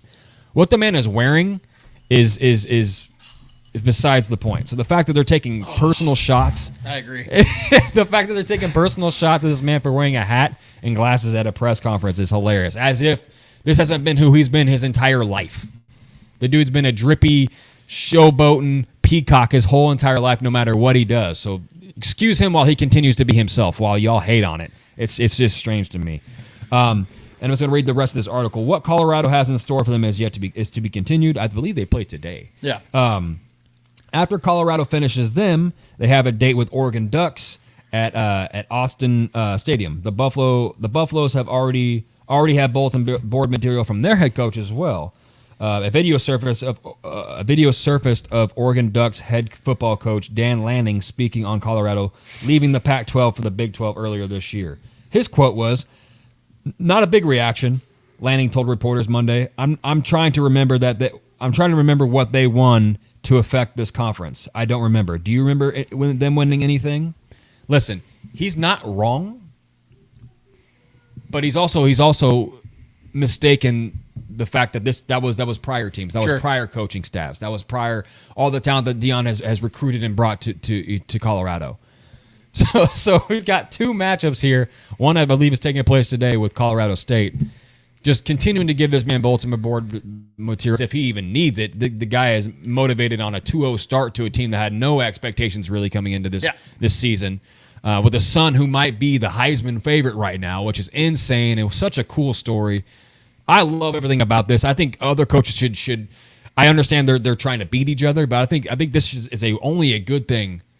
This is bringing in an audience that they didn't have before. Yep. I definitely feel cooler looking like this now, Trevor. I won't be like I mean, Deion, how could you not? I mean, I ain't gonna lie, bro. Deion's one of my biggest inspirations as far as life. I mean, the way he attacks life is just incredible. I love everything about what he's doing.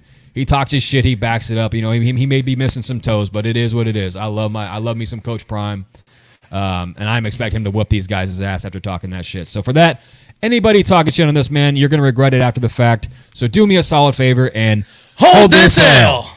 All right, I'm gonna take my glasses off because you can't see shit. Normal. Yeah, I'm like over here like. All right, so I thank you for putting that one out there because that one was an annoyance all week, and I absolutely beat their ass enjoyed there. it, and I love the fact that Deion bought the whole team glasses. Yeah, that was so awesome, dude. I loved it. He's leaning into this shit. And I love that dude. It's so good, man. I actually have two L's. I'm gonna get through one briefly, and then I want to get to another one because I want to extend on that one.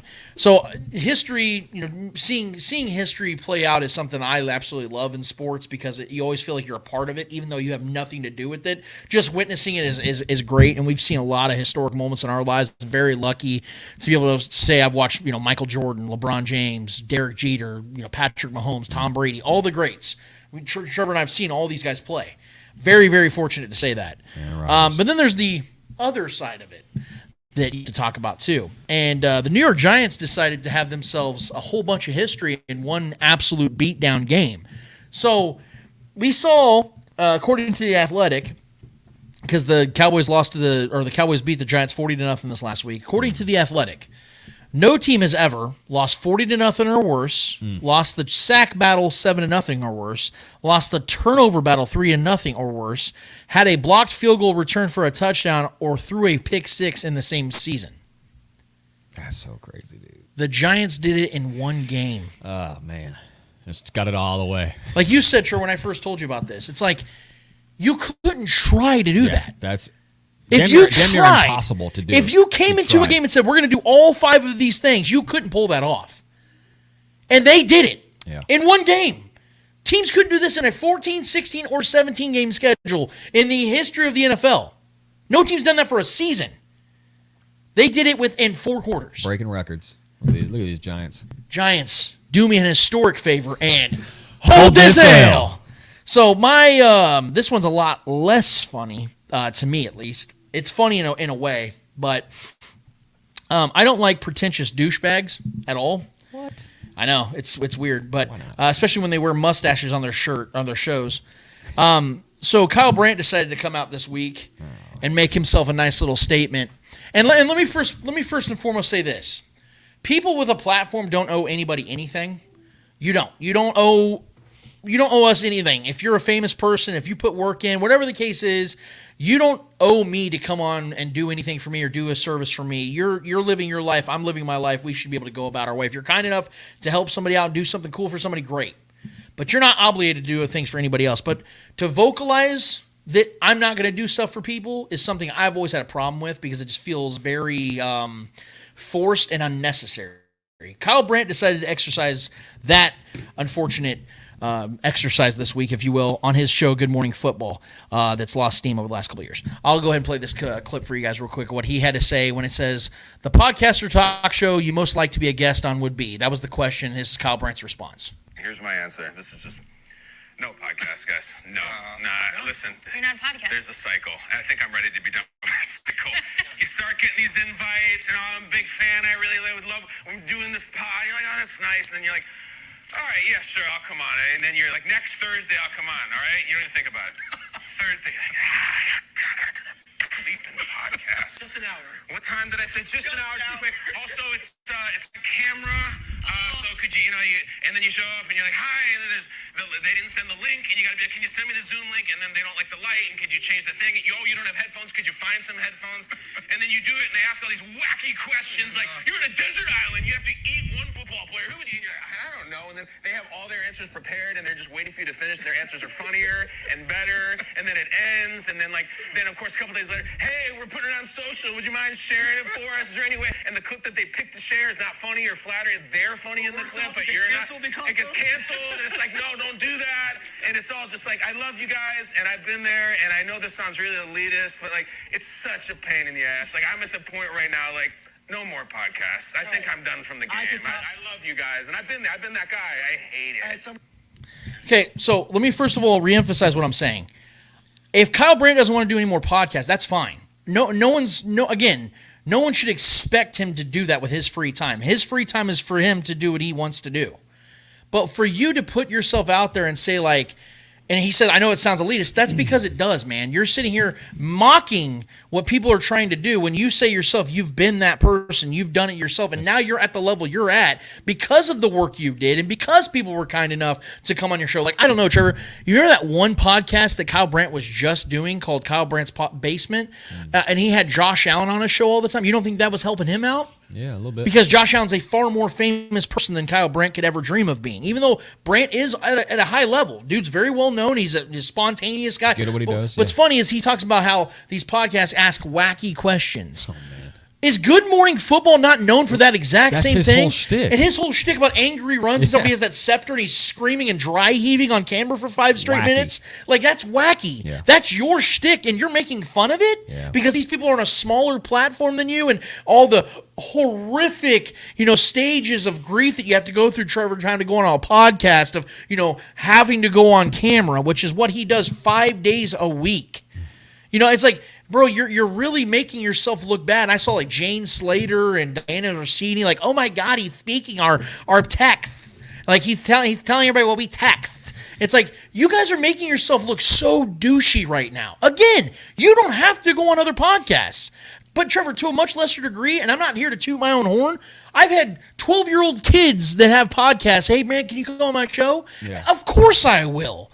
Because, man, I like my free time and things like that, but I also get it because we're an established show here now, Trevor. We're a well-known show here in the Chiefs community, and there are people out there that are trying to get up and get their name going, and if I can help with that, yes, I'm going to do it. But you know what's not going to happen is if I don't want to do that, if I don't feel like doing a podcast, what I'm not going to do? Come on this fucking show and tell people, you know what, guys?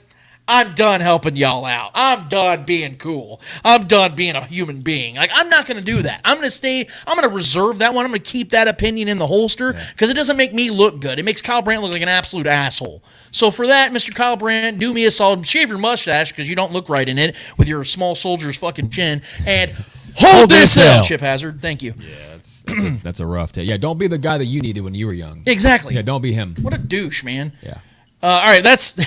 Getting off my soapbox for a second here, guys. This show's been awesome. The chat was live. The chat was great. A lot of regulars today. We even had some new ones. I think Mika was a new one. Billy Hodge is back, Undertaker. Shane sighting. Yeah, Billy Hodge was did the rise up like Undertaker. I appreciated that.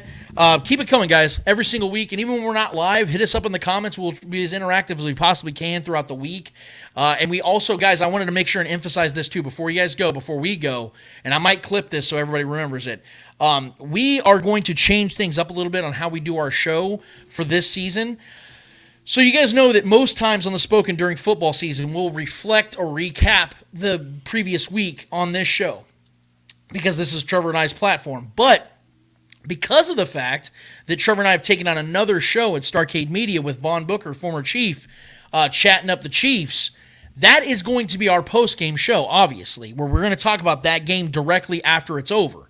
So what we're going to do is we're going to transition from having recap segments on this show about the previous week and get right into the thick of things with you guys and the next week's game, the predictions that we have, to save some time and, quite frankly, to up the viewership for Chatting Up the Chiefs. So if you guys would be so kind, if you guys want our post-game reactions to what the Chiefs did in this previous game, watch us live, and it'll be posted to our YouTube channel as well, so you don't have to go anywhere else. Just go right to our YouTube channel. You will see Chatting Up the Chiefs post-game show with Trevor and I, with Von Booker, and we will give you guys our immediate reactions to what we saw in the game, so that way we're not missing anything, we're not skipping anything, we're not cutting line. You guys will get our immediate thoughts, responses, reactions to what had happened, and you can join the chat just like you do here. In our first week last week was amazing. We couldn't keep up with the comments. Yeah. We talked to Noah Groniger, one of the head guys of Starcade, and he's like, guys, the show was bonkers. You guys killed it. It was fun. It was great. It was lively. That's how we're going to keep it, man. Yeah. But we're gonna keep it that way, where we keep, like we said at the beginning of the show, the main thing for Chatting Up the Chiefs is to talk immediate reactions to the post. It's a post-game show. We will not be doing that on the Spoken anymore, at least for the foreseeable future. So, guys, if you want to get our immediate responses to the game afterwards, go to that, and then the next week, the Spoken's going to be talking things forward, because we own to Cincinnati, as Bill Belichick once said. Right. So I hope you guys understand. I hope you guys are cool with that. And keep doing what you guys are doing, which is being great, which motivates us to keep being as great as we possibly can be on the show. And I will join your podcast, because I'm not Kyle Brandt. So for that, for Trevor Twidwell, for the great Clay Windler that puts all this together, for the entire Starcade Media family, I am Lance Twidwell. Episode 234 of the Spoken Podcast is done, finished, and finito. And until we're back here in 1 week's time for episode 235 to talk about the Chiefs beating down the Jacksonville Jaguars in Jacksonville, we out of this bitch. Later.